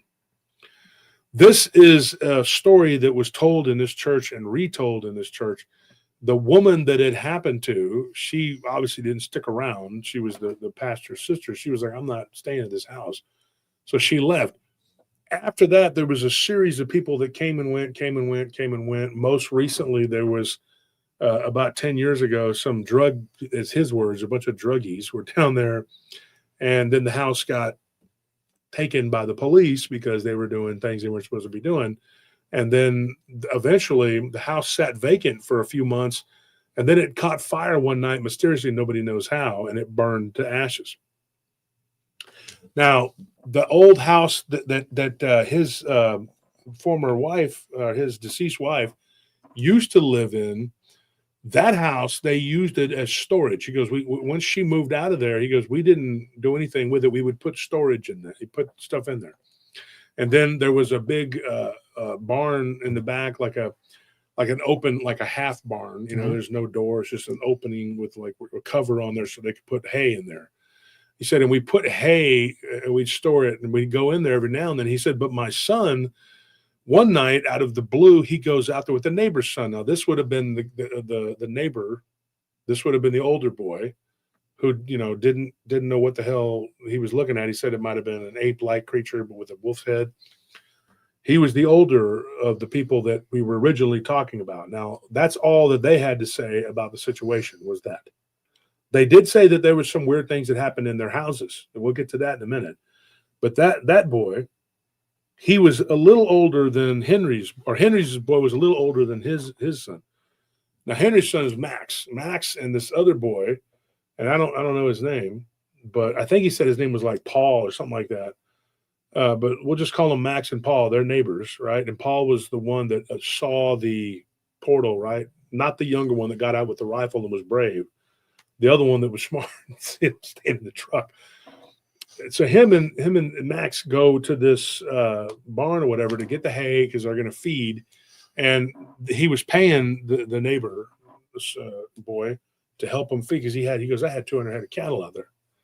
So we needed to go and take it out there. It was an all-day job. So he's like, I hired him, He's at 16. He goes, and Max was 18. And they go out there, and he had to feed. He goes, I had to get all of this feed out there and feed. They have these cows. They have these big old, like what they do is they'll have these big old like round troughs out there. Sometimes, not always. And then they'll fill it up with cattle feed. And then you take the hay and you spread it around for the horses because they eat, and they have the stable. So he goes, I had 200 head of cattle feeding all day long. And then we had a ton of hay out there. He's like, so it's an all day job. And when they go out there to get the hay and get the feed and everything, the feed was in the back of the house, the cattle feed. When we take our truck out there, this is what was told to him by his son. He says, we hear a growling noise, a grunting growling noise, which was something that his ex-wife had claimed. She had a son before her marriage with him, right? That would have been this kid, the older one. This boy remembered that. He heard that before. So when he goes out there to get the feed and the hay and all that, he's like, I hear this grunting, growling noise. And he was a little bitty kid, and he hadn't heard it in years. But he heard it again, and he knew exactly what that was. And he says, this sounds like that, what they began to call the thing. They didn't know what it was. They hadn't seen it. This thing had never appeared to them. All it was a growl. And then they would sometimes see like the impression on the bed or an impression on the carpet or on the dirt back there and behind where this half barn was. So whenever they were doing this, they were grabbing the feed sacks and everything and loading them up, and then the other boy was like undoing the deals for the hay. Max hears that noise and he stops and he says, "We need to go." Well, Paul was like, "Why?" He's like, "Because, man, I just heard something. Let's go." Well, they had done this multiple times and there was nothing that had ever happened. Paul, when he was coming back to the truck, he points like that. He doesn't even say a word. He just points toward the window. And when the other boy turns around, and this is just a house that's this 3-bedroom house, 1,500 square feet. It's just a little house, right? Nondescript, just looks and sees this red eyes looking at him through the window. And he can see it kind of moving around in there. And it's dark in the house, but it's daylight outside. But it terrifies them. So they jump in the truck and they leave. Well, they go back, and Henry's like, I was really pissed. This is what Henry told me. And this is country people. Remember, this isn't people that live in the city that just go to the supermarket to buy food. They're like, so our cows and our horses aren't supposed to eat? So because you saw some red eyes? He's like, I ought to take a strap to your ass. He's like, I'm not playing. He goes, and Henry told me he was very angry. He says, so I think I'm smart, right? He goes, and I call my brother, who lives a couple miles up the road, him and his boy, my nephew, come. He's like, and I go and I get the youngest, and he's only like 14. He ain't very strong, big, but I said, come on, boy, we're going to go in because your brother's a chicken. He's scared of some BS. He says, we go out there. He goes, I get out there, back up. We got 2 trucks at this point. One's taking the hay, the other one's taking the feed and whatever. We're getting it all together so we can feed the animals. He says, no sooner had I turned, he goes, now this is what Henry saw. He said, this was the first time I had seen something with my own eyes. He said, and it was getting late at that point. This was their 3rd trip or whatever. And he said, and I hear like a grunt, like it sounded like how a pig makes a noise. That's what he said. It sounded like a wolf, didn't sound like anything else. He says, and I hear like on the porch, and he goes, and I felt it. And I was like, and I was about to go into the house because Mama, that's what he called his wife, wanted this old rocker that was in there. I was going to repair it and let her use it on the porch because hers was breaking. And he said, I backed up. I said, oh, okay. Something, there is something here, but I didn't see it. He's like, when I go to turn around, he's like, my youngest was like, had this look of horror on his face. And he's like, Dad, turn around, Dad. Turn around. And his dad, he said, I turned, I was getting off the porch, standing there in the doorway, but it was behind the door. You could see it, but it was not a solid thing because you could see black, but you could see through it. And he said that it was in the doorway. The only thing he said that looked solid was the shoulders, part of the arms, and a little bit of the head because of the way it would move and the light would hit it. It illuminated it. He said, but it was not a solid thing because at first I said, well, what if it was just camouflaging? He goes, maybe, but it wasn't solid. He said, I'm going to tell you why, Mr. Turner. He said, it was standing in the doorway and the doors were closed. There was a screen door and a solid door, and it was standing in the doorway. Like you could see this through the doors. Mm-hmm. And he said that this thing appeared. He goes, that was not a solid creature. He's like, and I said, what did it look like? He said the head looked like kind of like a human, but like with big pointy ears and this protruding jaw. And it had hair, but there was no hair in the middle of the face. It just looked like. And so when he was giving me this description, I started thinking, I was like, that sounds so crazy. I said, so a human looking type creature, he goes, but it looked Wolverine. Now, what he means is not the comic book character Wolverine. I know what he's saying because the word Wolverine is a name that people have long since forgotten. Older people will use that term at times to describe something that they call wolf-like. The reason that the animal Wolverine got its name Wolverine was Wolverine because it was wolf-like. That's what it was. It was compared to a wolf, although it's a totally different animal. It's in the weasel with pine martens and all that.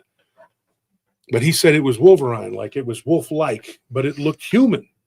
But it was definitely a spirit. He 100%.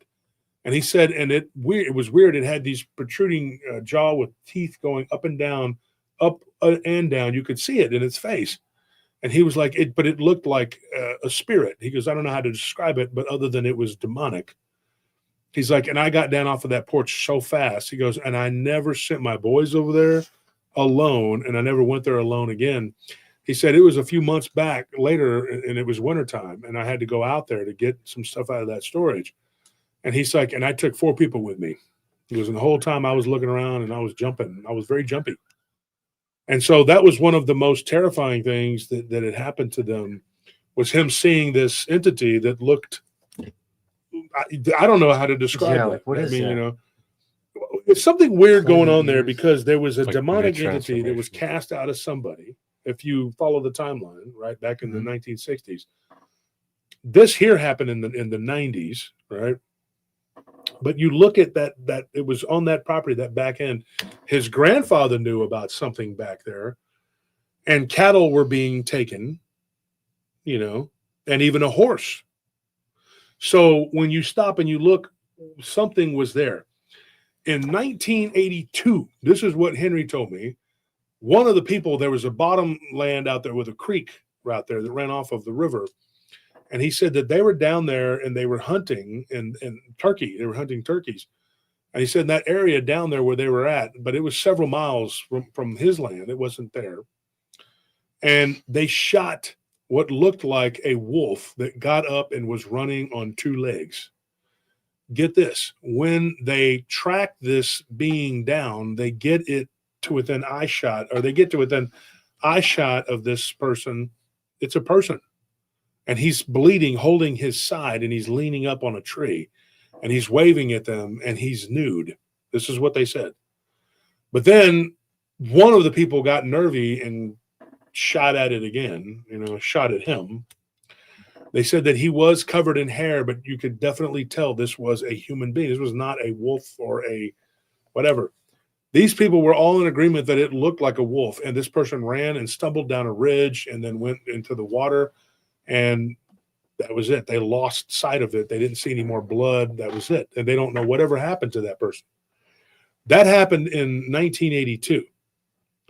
Now, if you do the timeline of this, that guy, it couldn't have been like, okay, they shot a man who was a werewolf or whatever, and then that was who was haunting the property, because the demonic possession or the demonic spirit that was in the dog, which they believe that's what it was because it came out of the dog, Mhm.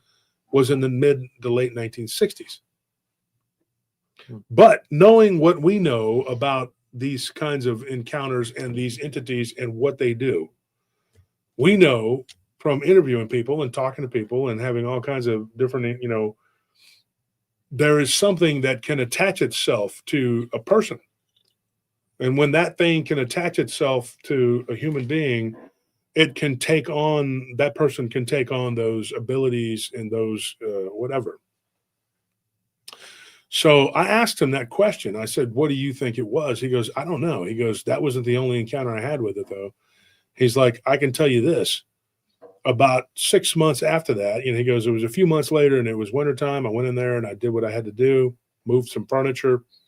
I never went there again by myself. He goes, but I was driving down that road, going down to my cousin's wife's, his cousin was deceased. His cousin's wife was remarried, and she had a property down there. And he said, and we were heading down there to help them move some of their horses out of that area where they were, because they got trapped because it had been raining. And so he says, we go down there and we're down there, we're cutting the fence. We're just going to cut it, let them out, and move them because the creek was swelling up. This was back in the late 90s, whatever. He said that I turned to leave. He goes, and I see this thing kind of up on a little small hill, and it's watching us. And we shine our lights on it. It's me, my buddy, and my brother. He's like, and we look, and we see this thing. He goes, and it's on all fours, and it looks like a massive, massive black wolf. He says, about 2 days later, we go back down there and to go fix that fence when the raining had stopped and everything, and the horses were safe. He's like, we go and we go to repair it, and he goes, I'm coming out of the stable with some pliers and some other things, get some supplies that they had there on their land.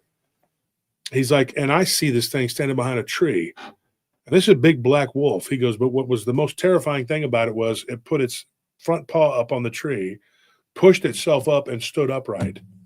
He's like, when I saw that, I like to fainted. I said, oh my gosh. So this was a solid flesh and blood thing. This was not the spirit thing that he had seen before. He said, when I saw it moved so fast. It was like inhumanly fast. There's no way something can move like that.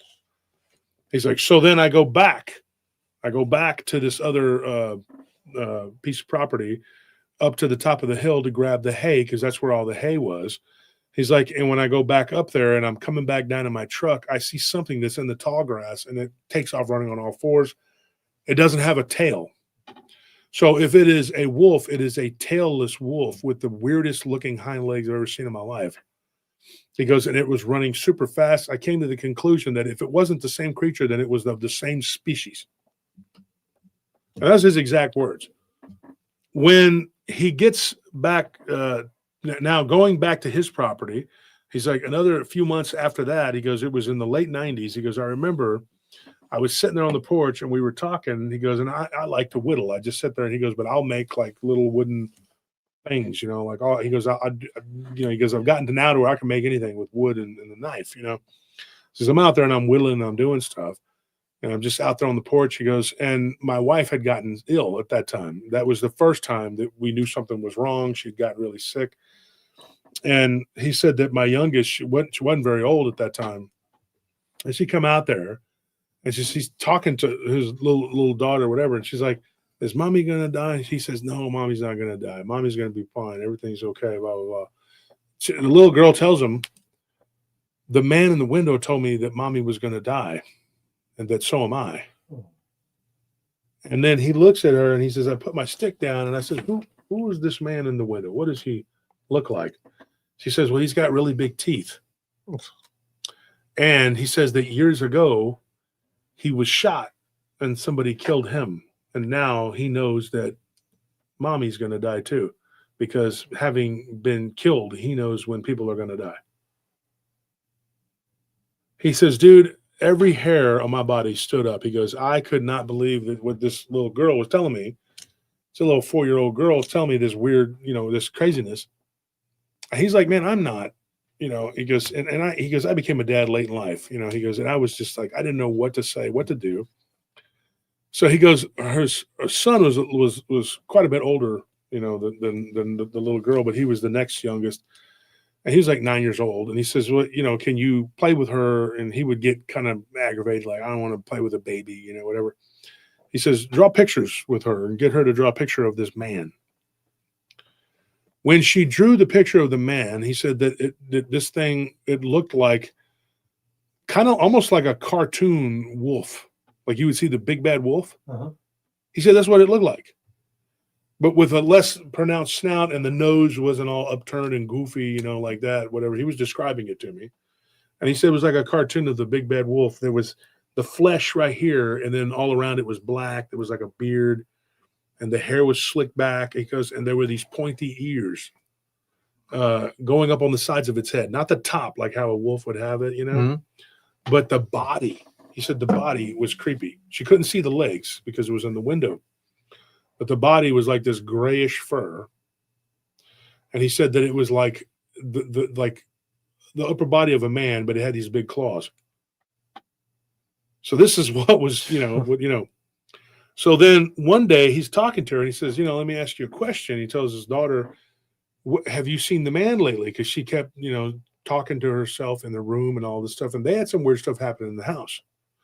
One day he was walking to the washroom where that area seemed to be a lot of activity. He's like, and I just see this black mass float from one wall into the next. He goes, and I dropped my because I had my laundry there with my overalls and everything. This is after his wife had passed, And he's like, I hear my wife's voice. It says, like literally tells him, move over there. Like tells him. And so it's like coming from this room. It's like he looks and he opens the door and he just goes into that room. And that was his wife's sewing room. And so he says, move over there. And so he looks and he just feels instinctively. And he does. Then he hears this boom, boom, boom, boom, boom going down the hallway. and the doorknob starts moving back and forth. He's the only one there. The kids are at school. And he's sitting there and he's going like, what in the hell, you know? And then he's like, he goes, I was not a prayer. I was not a Christian. He goes, my wife was very devout. He goes, but I know I heard my wife's voice. And my wife's voice told me, she's like, Henry, pray. And he goes, I didn't do it. I just sat there on my knee like this, you know, and he goes, and I had a pistol right there. He's like, and I grabbed it and I was sitting there and she's like, that's not going to help you. He's like, it was like a voice inside my head. He goes, and then I heard a voice again that was not coming from inside my head. It was outside of my body. And it said, Henry, pray now. And he just says, okay. And he starts to pray. And he said, the words did not come from me. He said, Mr. Turner, as many times I've been to church, they would pray, bow your head. He goes, I would just sit there and look down at the ground. I was going through the motions because my wife wanted. He's like, my wife was a saint compared to me. He's like, and it took a lot of work, you know, to get her to eventually be my wife and, you know, for her to trust me. He's like, but he goes, I know she loved me with all her heart because, you know, when she was dying, she told him, you know, do the best thing that ever happened to me. She wasn't married to her ex-husband that had passed away. She wasn't married to him for very long. And he was a cruel man. He wasn't a very nice guy. But she was one of those people that, you know, you marry, you stay with them. You know what I mean? That she did. And he was cruel to the boy and to her, you know, and he said, when I first, you know, got together with her, Max was part of the deal. He goes, and Max is like my son. He says, and I treat him just like my son. He goes, in some ways, maybe better than my biological son because he's not as stupid. No offense to his younger son, but his younger son made a lot of mistakes. He was just wild. He was wild. His mother kind of doted on him a little too much. And so he goes, me and Max were always together, you know, but he said, I'm sitting there and I'm praying. He goes, and one day, Max, my oldest, he says, you know, Dad, you need to pray. He goes, I'm not doing that. He said, there's a sinner's prayer. And you say, you know, Jesus, come into my heart, save me from my sins. He said, I started praying that moment right there. He goes, that's all I did. He goes, I didn't stand up. And I asked him, he said, I didn't stand up and say, I rebuke you in the name of Christ. I didn't do any of that. He goes, I just said, Jesus, come into my heart. I'm a sinner. Save me from my sin. He goes, I broke down crying. I was on the floor with this pistol in my hand, and I'm laying on the floor, you know, on my belly, and I'm crying. He goes, and then I stand up and I open that door, and I wasn't afraid of anything. He goes, in fact, I threw the gun on the bed in the other room. I just walked back out, and I said, get out of my house. Start screaming, you know. I said, did you say the name of Jesus? He says, no, I just said, get out of my house. I started yelling, you know. I was tired of it. He said, I had seen this thing one time when I was in the restroom. I thought it was my wife, and I remembered she had passed away, and I saw this black shadow go into the bathroom. It was like this big, thick, shadowy looking thing. You don't know what it was. Shadow things all over the place. Yeah. So he gets freaked out. He's like, you know, and he's tired of this, you know. His children are being harassed. His daughter is seeing this weird creature. So he asks his youngest, he says, what's happened lately? And she says, well, the man has been staring out at me from the pasture. And she points out into the field. He says he looks out into the field and he's like, oh. And where is it coming from? And she points in the direction right over there, you know, near that hill. She's like, he'll come out here and he'll be like in an orange ball. When she said that, the neighbors had told him that they had seen these people that lived there before, the people that we talked to. Mm-hmm. They're like, look, there's this orange ball of light that comes onto that in between zone, that acreage. And then he was like, oh. So he said it wasn't been 20, 30 years on that land. He hadn't seen that. But then one day he goes, I was out there and I was feeding the horses. You know, we have 4 of them out there in the stable. And I'd gone down to the other house, you know, down the road to get the hay, coming back, and I'm feeding. And one of the horses just starts bucking and kicking. In fact, the horse's name was Buck. And he got the name because that's what he did. He was too wild. He's like, but it was my daughter's pet. And so when he was a pony, so he stuck around by the grace of God. He goes, I didn't like that horse. But he was real good with her. But nobody else touched. You try to touch him, do anything, he just, you know. And he said, I'm over there, and this horse is freaking out and kicking and acting a fool. He's like, but this horse may have saved my life. He's like, because I see this flash in the peripheral of my eyes. The only time I saw it is like, and I turned and looked, and we were talking about the people from California with that flash that they see. He said there was a flash, and then I heard a growl that sounded like it was right there in the stable with us, which I knew it wasn't because it was a small stable and you could just see all the animals right there. It came from the outside, but it echoed in the stable. He said, I didn't know why Buck was acting the way he was, and I didn't care. I was just getting aggravated. Then that happens, and then he hears this howl. He's like, I take my flashlight and I walk out to this. It's pitch dark because if you look outside the stable, you can't see nothing. And the little light out there is burned out. He said, I need to repair it or replace it. And he goes, I walk out, shine my flashlight. There's nothing there. He's like, and then to my right, I see 6 red dots right there to my right. And I'm like, what in the heck am I looking at? He goes, and it was real quick. And I could just see it. And I shine my light on them. There are 3 entities. One was down on all fours. One was kind of halfway. Another one was standing up a little bit taller. And they were all kind of just like they were wanting to come at me, but that flashlight made them scatter. And then I realized I went back into the stable. They wouldn't come toward the light, whatever these things were. He said, and then finally one of them came into the front of the stable. And this back, they didn't have cell phones, and there was no phone there in the stable. And he's like, we did have radios. He goes, but I didn't have it on me. And I was like, it's not like I'm a million miles away, but I'm like, 60 yards from the house. They don't hear this. They don't know what's going on. He said, and then he's like, out of nowhere, he's like, it was crazy. He's like, my youngest, my daughter, she's a little older now at this point, she just comes walking into the stable and she's like, hey, Dad, are you okay? And he's like, he grabs her and he's like, what are you doing? He's like, there's these things out there. And she's like, what? She turns and looks, must have walked right by them and didn't even pay attention or notice that they were there. When he's holding his daughter, the horse that was there had gotten loose, gotten free. He goes, there's something must have happened. It must not have, because usually he goes, I make sure that he's put away in that pen before I go, I don't mess around, or she has to do it because nobody can control him. He gets loose and he runs outside as one of these things is right there in front of them.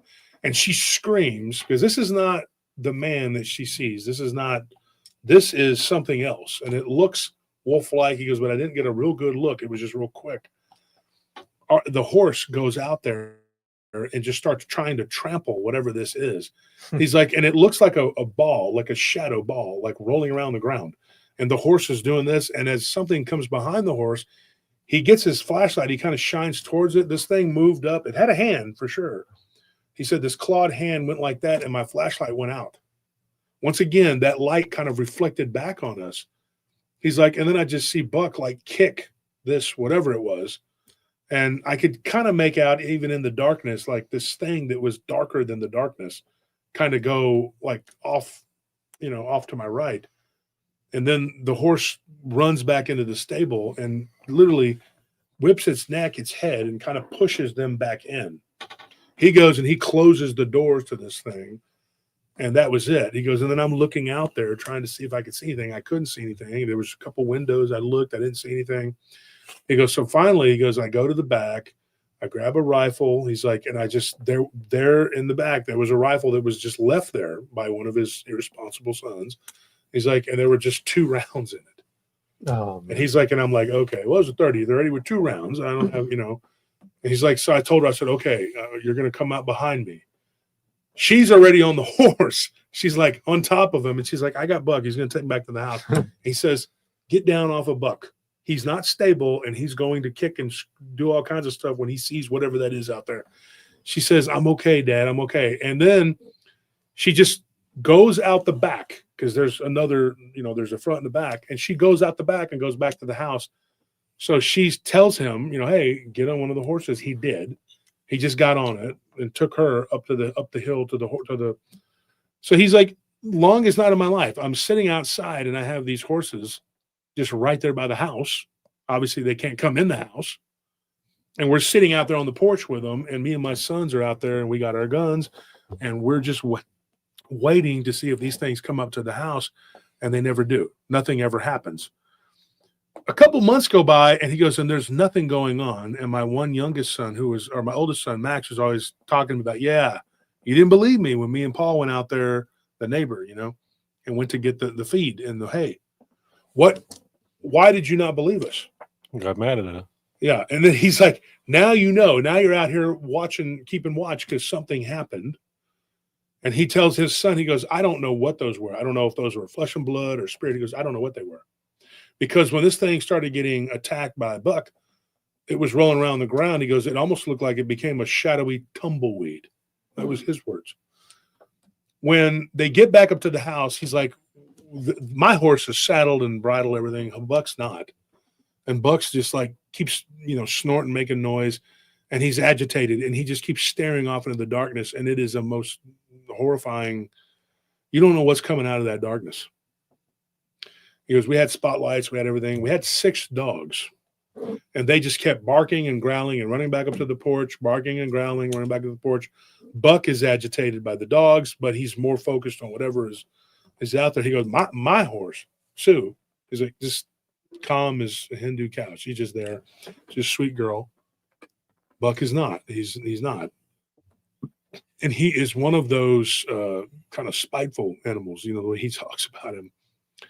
He's like, and he bit me one time and tossed me across this table. He's not friendly, And he's like, but we kept him around. My daughter loved that horse to death, and that he was sweet as pie with her, but could kill you. It just as soon as look at you. Mean, just angry, temperament. But he goes, that night he proved his mettle, and I never would get rid of him. He goes, and then he's like, he kept turning and snorting, and then he would kind of run a little bit and then run back, and then run a little bit and run back. He said every animal we had out there was going crazy. We had 3 cats that were, inside cats, and we had about 6, 7 baby cats that had just been born, and about 8 or 9. We had practically a cat colony out there from, to keep vermin, And he said the cats were freaking out. You could hear them hissing and growling, and then the next day we find 2 of them chewed up, not eaten. Like something had taken them. You know what? A dog grabs a cat. I don't want to sound graphic or brutal, but they'll shake them and break them. Yeah. And so that's what had happened. They said these 2 tomcats they had. He said, so it was really sad that happened. He goes, and I kept watching. I could see the barn, and I kept making sure they weren't going toward the barn, and they didn't take none of my cows. Next day, all the cows are bunched up in one little semicircle around that corner of one of the property. He's like, this went on, the entire night. He goes, I couldn't believe by dusk, by daybreak, I had already prayed more than God was probably getting tired of me. In his words, he said, I told him, I said, Henry, God doesn't get tired of people. That's just, But he says, yeah, I was just aggravating him. I'm like, God, please help me, God. He goes, finally, it's like something came over me. Now he understands the Holy Spirit knows Jesus Christ. And he says, the Holy Spirit just told me, hey, you're fine. Everything's fine. These things are gone. And he said, I felt fine about 3 or 4 in the morning. Got a little weird. He's like, and then we heard a bunch of howling, and then that was it. We didn't hear anything else. About 2 days later, he said, my boys were kind of doubting it. They were like, well, you and, Stacy, I think her name was Stacy. He said, you and Stacy say this happened, but, we didn't see it. We were out there all night. He said, no sooner my youngest son popped off with his mouth. We're driving down this country road, and it's the neighbor's property on the other side. And he hears this weird howling noise, and he hears the coyotes like yipping, chipping, making a lot of noise, like they're fighting with something. And there's pigs out there, and they fight with the pigs, and they'll attack deer and whatever, and even livestock. And he says, so we called the neighbors. We said, hey, and he goes, I called my neighbor, and I told him, I said, you got a bunch of coyotes out there in your pasture. You might want to go check, make sure your cows are good. Neighbor goes out there, and he says, he calls him back, and he says, and this was, crazy. He gets back to the house, and he says, hey, you're not going to believe this. He goes, there's about 15 coyotes, and they are torn apart out here. So him and his sons drive out there. It's dark at this point, and he's like, and it was just the weather just starting to change, get a little bit cool. The coyotes really start going crazy about that time, And he says, we go out there, and these animals looked like they had been twisted into different parts.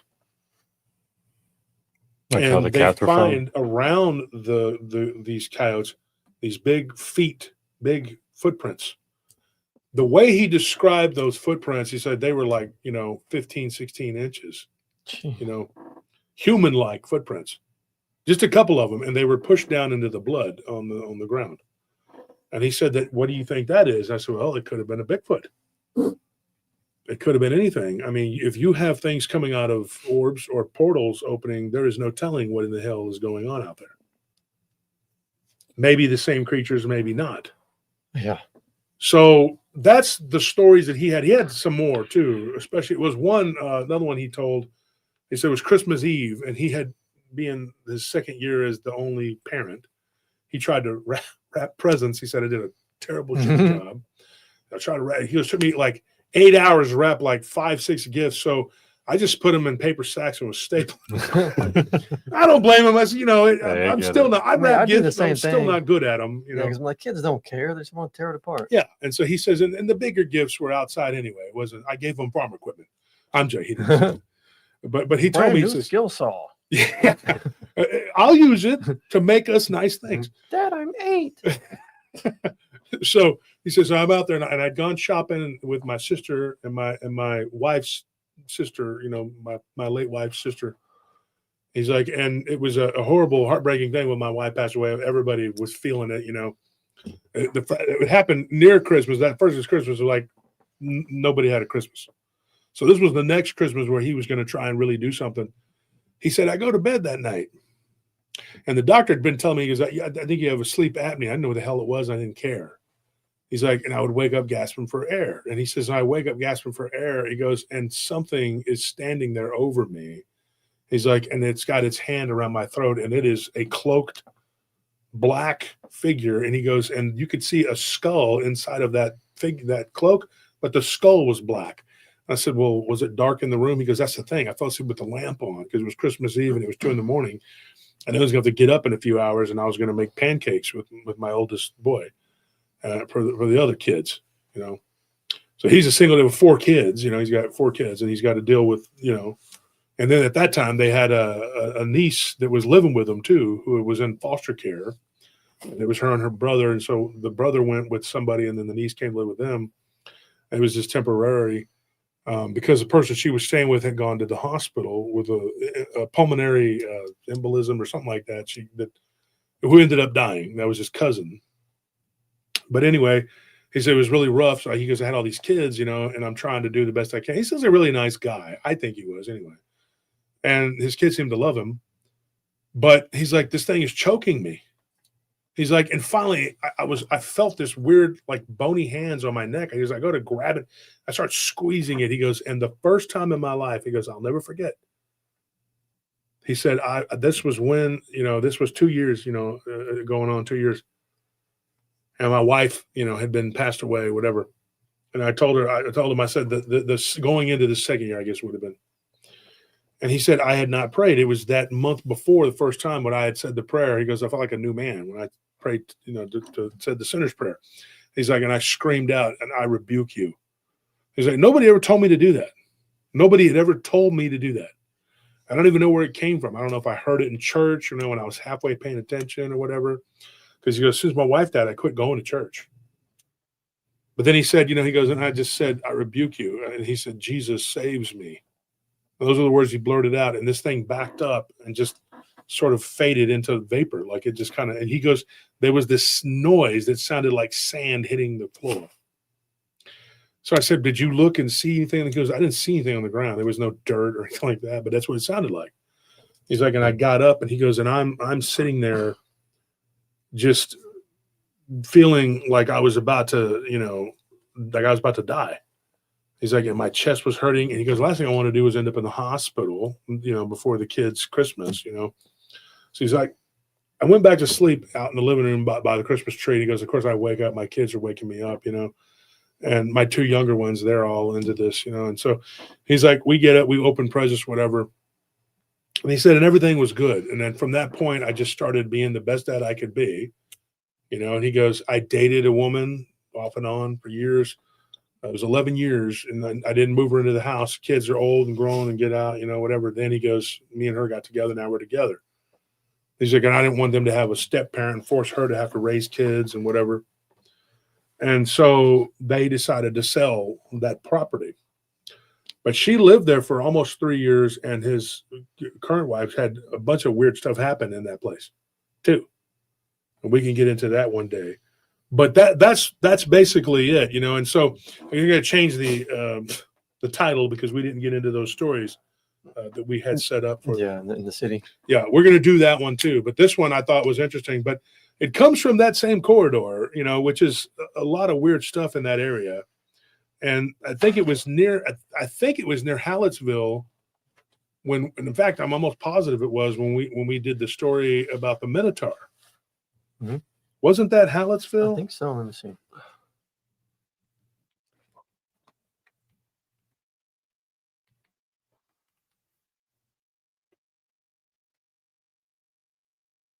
Yeah, it was in between Shiner and Hallettsville, where the kids that had seen, well, they were kids, they were, you know, late teens, early 20s. They're not children, but, you know, obviously not, you know. So, anyways, that was in between Shiner and Hallettsville. Yeah. Gilbert, yeah, I do know who that is, and we were not friends. I don't know why you would ask me that.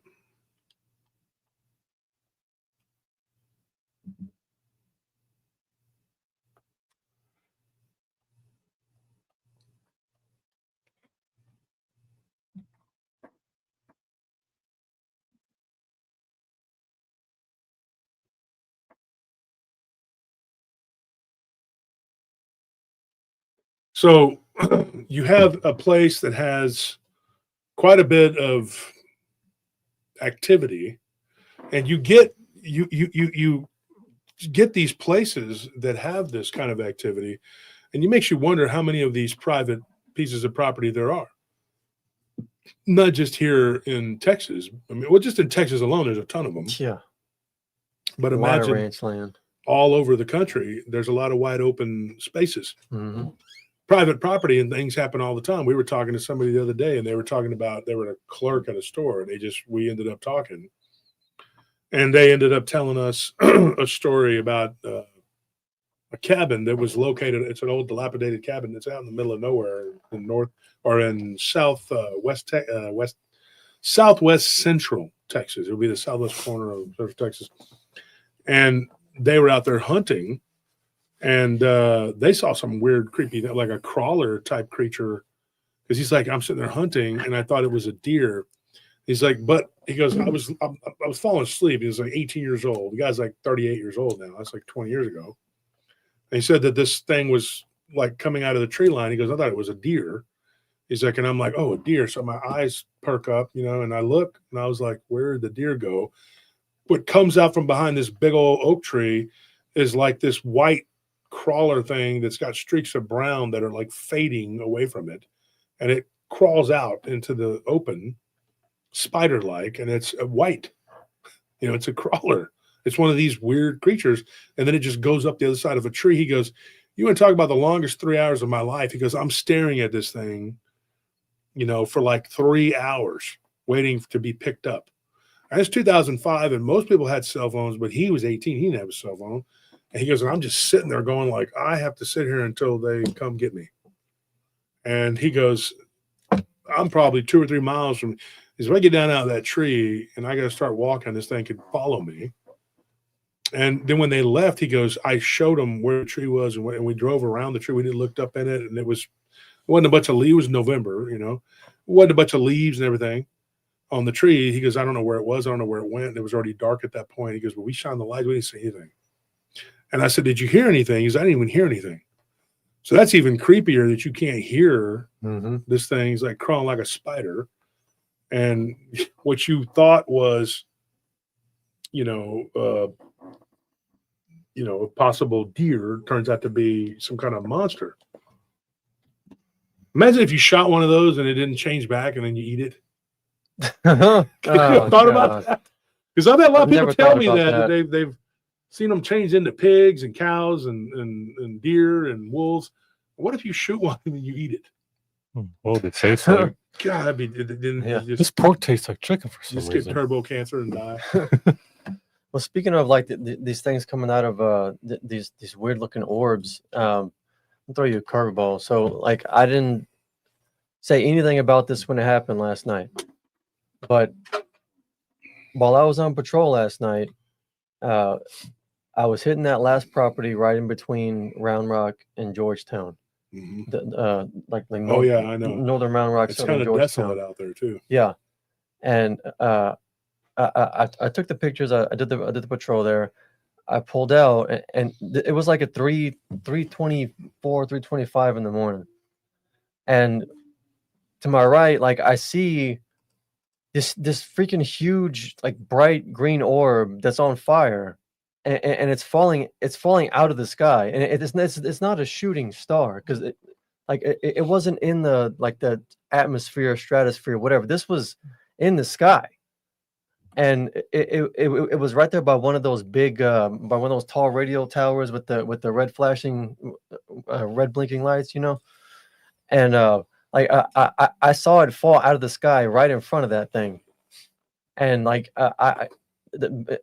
from where I was at to where that thing fell out of the sky, but like there was a neighborhood between us, and it was probably like a half a mile out, and I couldn't help it. Like I turned in and I cut through that neighborhood, and I went like right to where that radio tower was at, because I thought like surely there's got to be like something fell and crashed to the ground. I got to see what it is, and I made it to that radio tower, and there was nothing on fire.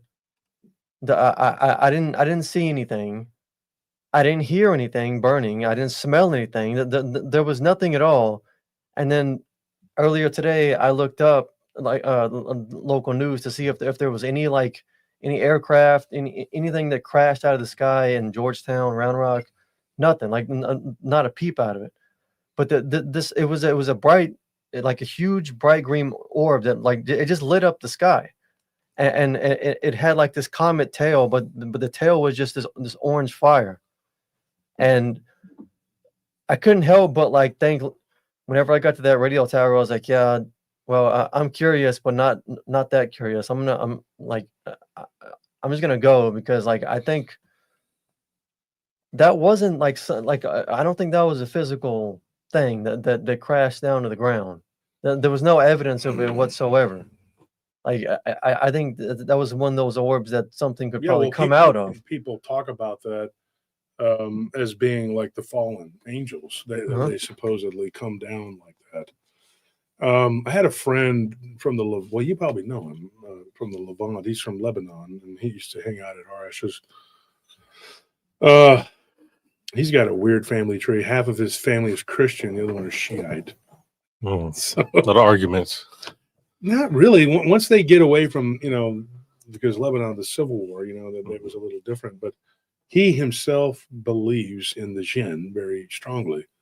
And that's not a Muslim thing. That is an Arabian, there's a lot of different people that live in the Middle East. People tend to think of just Jews and Arabs, and that's it. That's who lives it. No, there's Jewish people, there's Arab people, there's Kurdish people, there's all kinds of different people, Persian people, and they all live, the Bedouins have their own, the Berbers.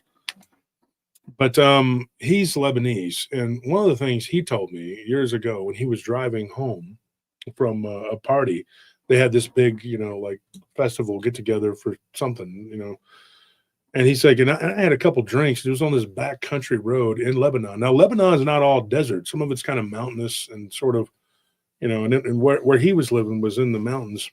It was kind of this treacherous mountain pass. And he said that this clear sky, absolutely clear sky, there was nothing, no storm, nothing at all. And he said that this green lightning struck like a few feet in front of his vehicle, hit the side of this hill. He was driving around this little kind of a mountainous little area. Now, he said he wasn't like hundreds of feet up in the air. If you fell, you'd probably be hurt. But it wasn't no worse than like an overpass, which some of these overpasses here are ridiculous. But he said it wasn't any worse than an overpass, but this green lightning hit. And then from that spot in the side of the hill, like this ball of light kind of floated real slow and then went down into the valley below him.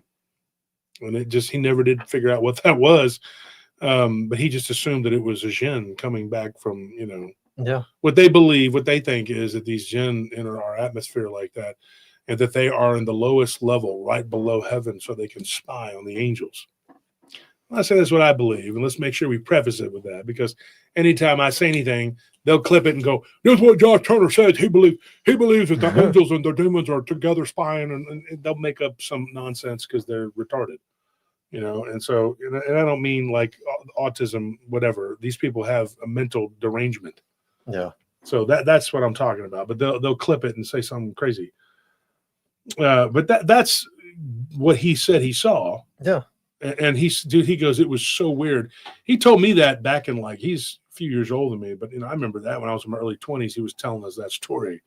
And we were talking about seeing falling stars that didn't look like falling stars. We could do a whole show. Yeah, this wasn't no comet, fallen star, nothing. Like, it was at the same level as the top of that radio tower. Like, it wasn't like way up in the sky.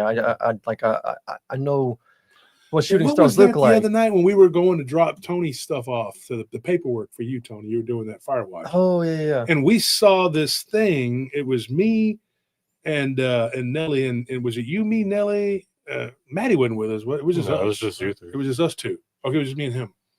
No, Nelly was with us. Nelly was with you. Nelly was with you. So we were driving, and it was you, right? You were the one that. No, Maddie was there.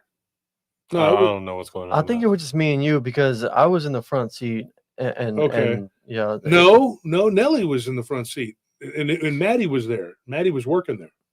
We were going to drop the stuff we were going to drop stuff off to Maddie, and she was going to go to another assignment. Mm-hmm. So where we? But I'll tell you, it was weird. It was near the studio. My uncle works security. He has a really good job. They pay him very well to work at that. We have a studio, which they call Hollywood East here in Austin. And my uncle works at that. He's been working at that studio for like several years. He's too highfalutin to work for me. He's like, I got a good job. Like, okay. Right. No, he's a good dude. But anyway, he works at that studio on the swing shift. And it's down the road where we were seeing it from. I estimate it was down the road from that studio, right? From the studio, Hollywood East, whatever. And it had 3 lights on it, and it was like moving it was kind of disc shaped. And I don't know what the hell that was, but it was moving, like it was moving around in a circle, and it was going down.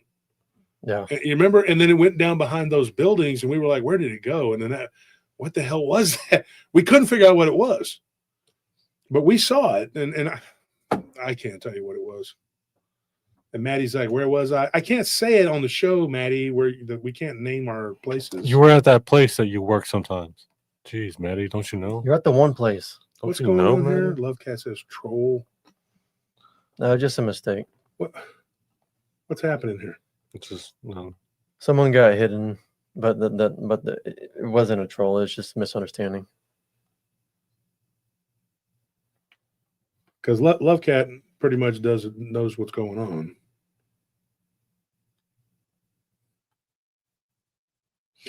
But man, I got to go, folks. I'd love to do another hour and just sit here and talk about all this weird stuff forever and ever. We got a whole bunch of them. And my apologies to the people that I had told you that I was going to do that, but then I saw this other stuff when I was looking at we were looking at the files. And I said, I told Anthony, go ahead and name it this, but my bad on that.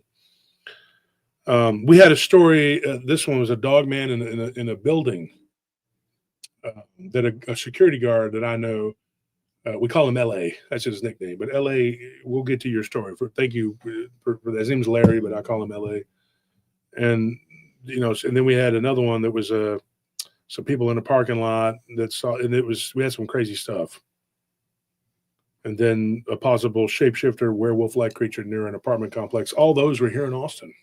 It was spiritual encounters of werewolves here in Austin, in the greater Austin area. But I'll tell you this, man, there is a lot of weird stuff, and you can never turn your back. I mean, we talked to that homeless guy at 7-Eleven. He was crazy as all hell, but he was like, They're chasing me. They're out to get me. He's like, they come out of portals. And I'm like, I'm fixing to close my door. Like, yeah. And I hear portals. And I'm like, excuse me. Maybe it's not so crazy. What were you saying, good man? You The said light you bulb wanted a goes couple off. of hot dogs and a big gulp? No problem. Tell us about these portals. You know? Mhm. Something clock right. Something. Yeah. Hmm. I tell you what, man, you know, there was a story that I had read about these German soldiers that were standing around. And now here's something funny. We were joking around about this. And this is real quick. I got to go. But, you know, there were a lot of German Americans, believe it or not, people don't know this, Germans that were living all over the world abroad, that when World War II broke out, a lot of them went to fight for Germany. And you would be shocked at how many of them actually left America. If you ever watch that show, Band of Brothers, there's a scene where the guy speaks perfect English. And these American soldiers were like, what are you doing fighting for the Krauts? He goes, because I am one. He's like, I'm American, but my family is German heritage. And, you know, when the war broke out, you know, my folks were like, hey, you got to go fight for the fatherland. And so I did, because they believed in what they were doing. And whether you agree or don't agree, that's something that seems to be hotly debated nowadays about when you see what's going on. Everybody's fighting about who, maybe we were wrong, maybe we were right. We don't know what's going on. Everybody's, you know, the overwhelming idea though in this country, and in this country, is that they were the bad guys.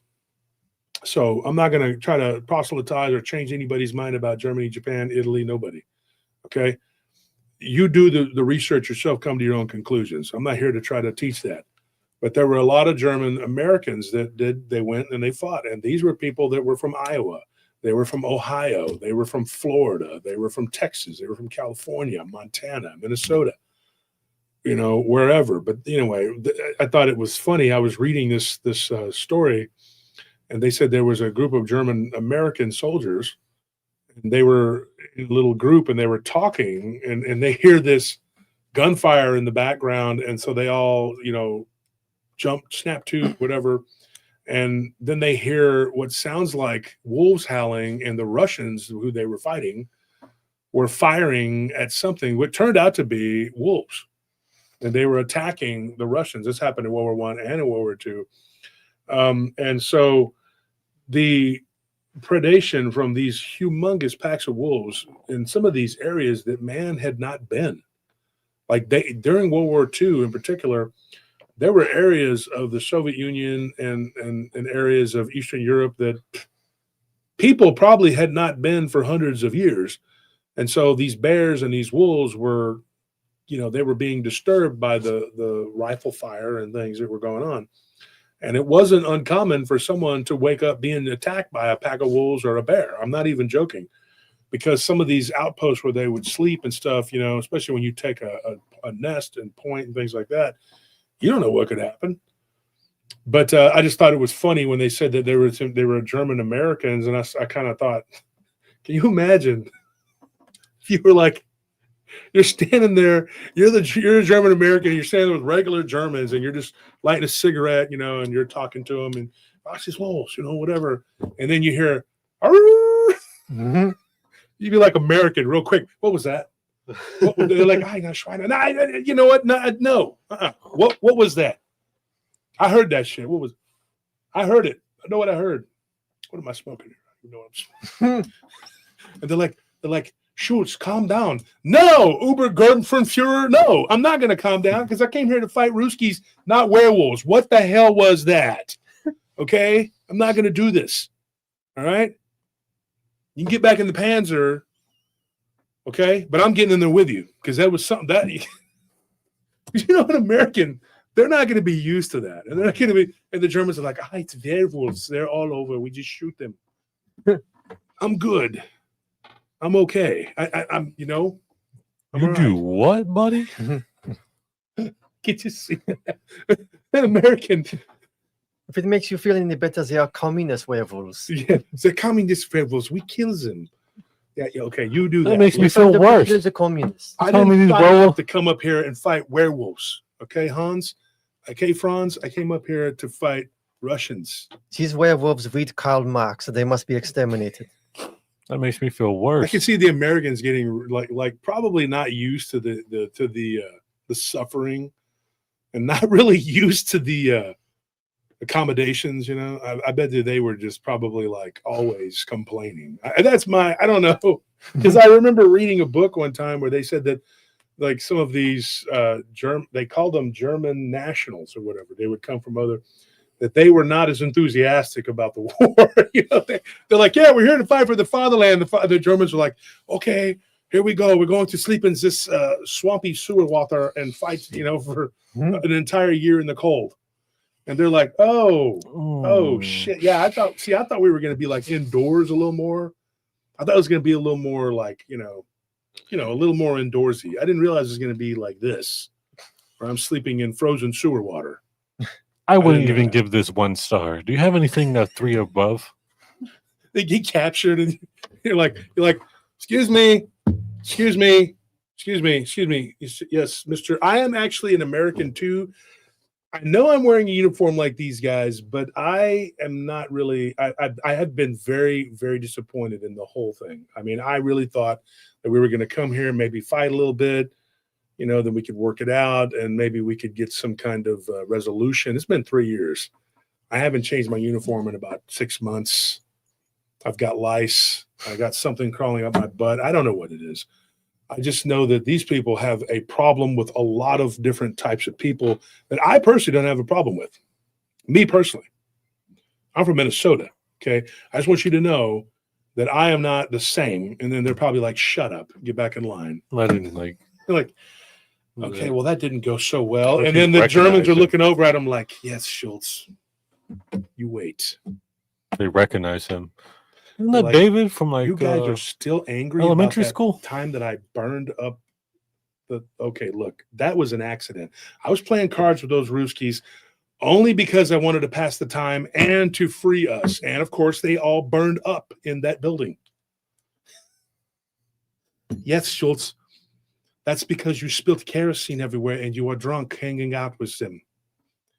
Once again, Commandant, I was hanging out with the Russians to help us escape. Although the kerosene lamp was an accident. And they drink a lot of vodka. It was actually just a distraction coming out, I swear. Playing Russian roulette. They hand you the gun. You're like, my turn, right? It's my turn. It's my turn. Ooh. You know what would be fun, though?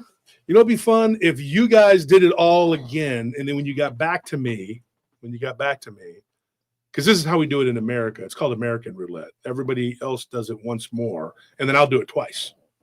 Let's go ahead and let's pass this gun around. Let's see.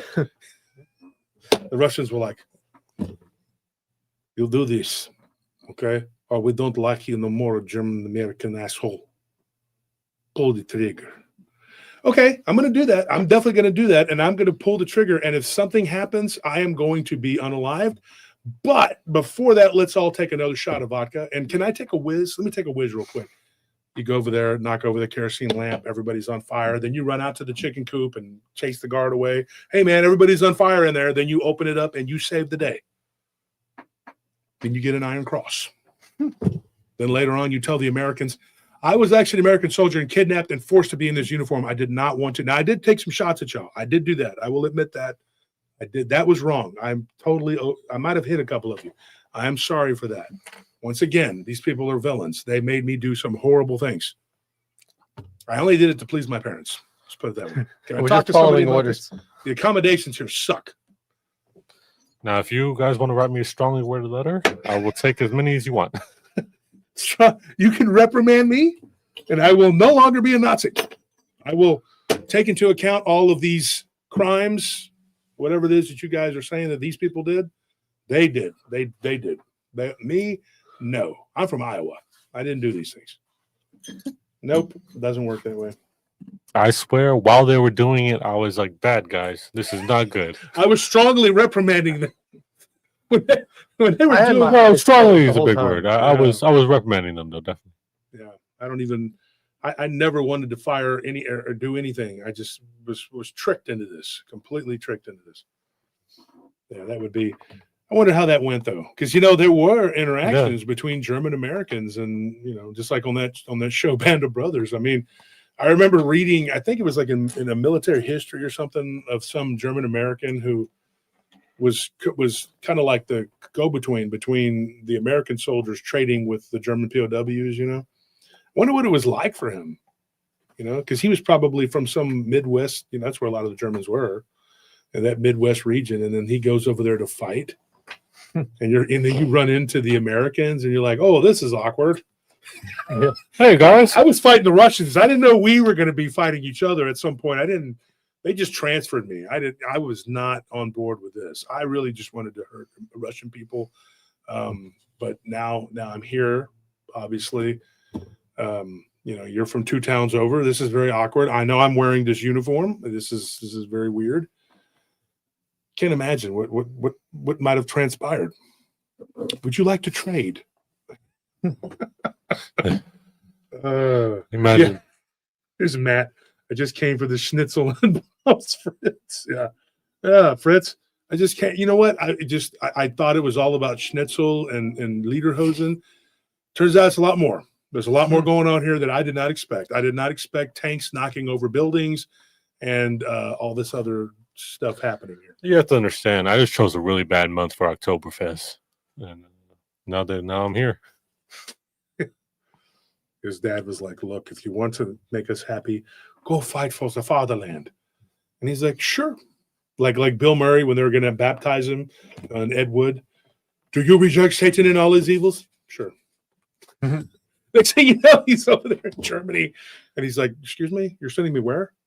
"The Eastern Front." What pray tell does that entail? The Eastern Front? "Oh, it's horrible. We've had an entire army encircled, and we've been stuck in one city for 2 years." What? "Yes, everyone's starving to death up there." "Go ahead, you'll be there." Oh, snap! See, See, I'm actually from America. I think this is a mistake. We have them in there like there's no mistakes here.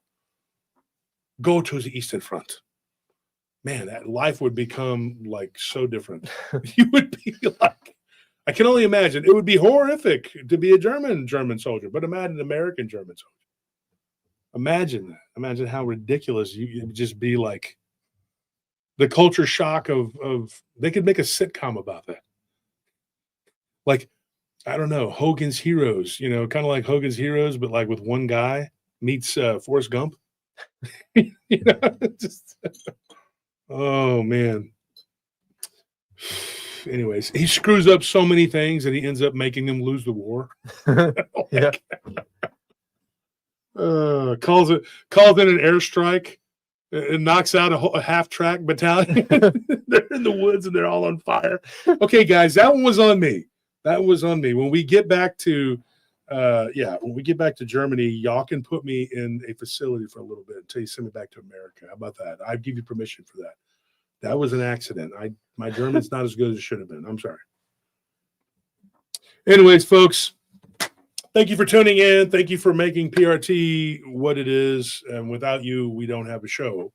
And thank you for always showing up. Thank you for we got one donation today. That is brutal. Okay. But Sean Hertel, thank you for that donation. But Quack, thank you for gifting 10 memberships. Okay. So what do we have? The show, when do we come back? Today's, what is this, Wednesday? Yeah. So tomorrow we have the Patreon. And then Friday we have the guest. We'll do it again with Sean. He'll be back because he's got a lot of material. I think, what is this, the third or fourth episode with him? This will be the fourth, I believe. Fourth. Yeah. There you go. All right. Well, there we got one. Thank you, Stanfield. Makes me feel a little better. Okay, guys. Thank you for tuning in. Thank you for everything. Good night.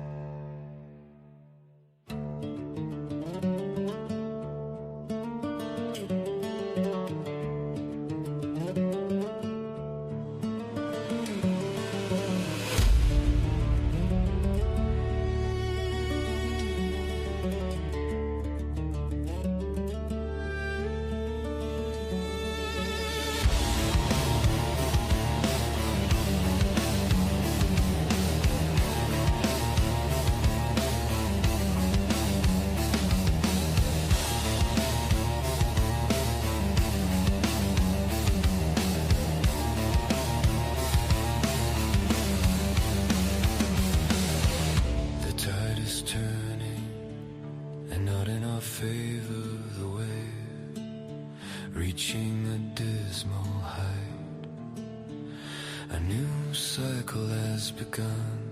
The collapse of kingdoms, a new world rising, politics colliding. The truth becoming a stranger, the mouth of a new era opening wider, a ceremony of innocence swallowed.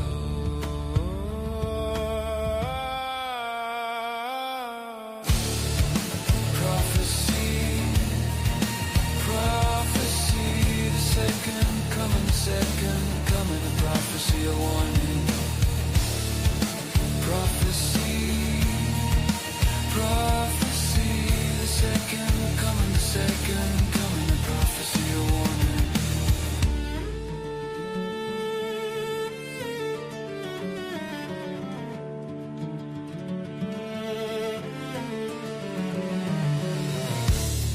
An image, not one of holiness, a shared imagination, a symbolic revelation, a vision of darkness, a creature born from the chaos, a collective consciousness, brutal and godless.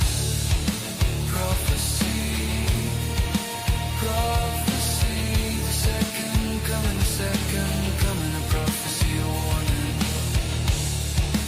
Prophecy, prophecy, the second coming, a prophecy, a warning. 2,000 years, the end of an era, history moves, it bends. When morals and spirituality become extinct to humanity, salvation hides where many won't seek, as an uncontrollable darkness swallows the world whole. Prophecy, prophecy, the second coming, a prophecy, a warning.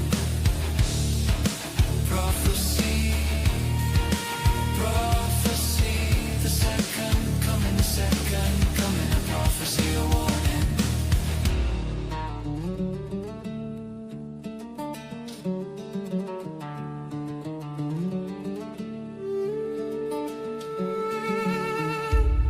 The future looks grim from here to end, as darkness slithers in, up from your desert sand. A beast rises, a lion body ahead of a man, a soulless blank gaze, pitiless. An ancient power moving with purpose, showing no mercy, pushing itself into being. Cold, slow, and inevitable. Birds flying in confusion as the ghostly remnants remain as echoes of the old world are left in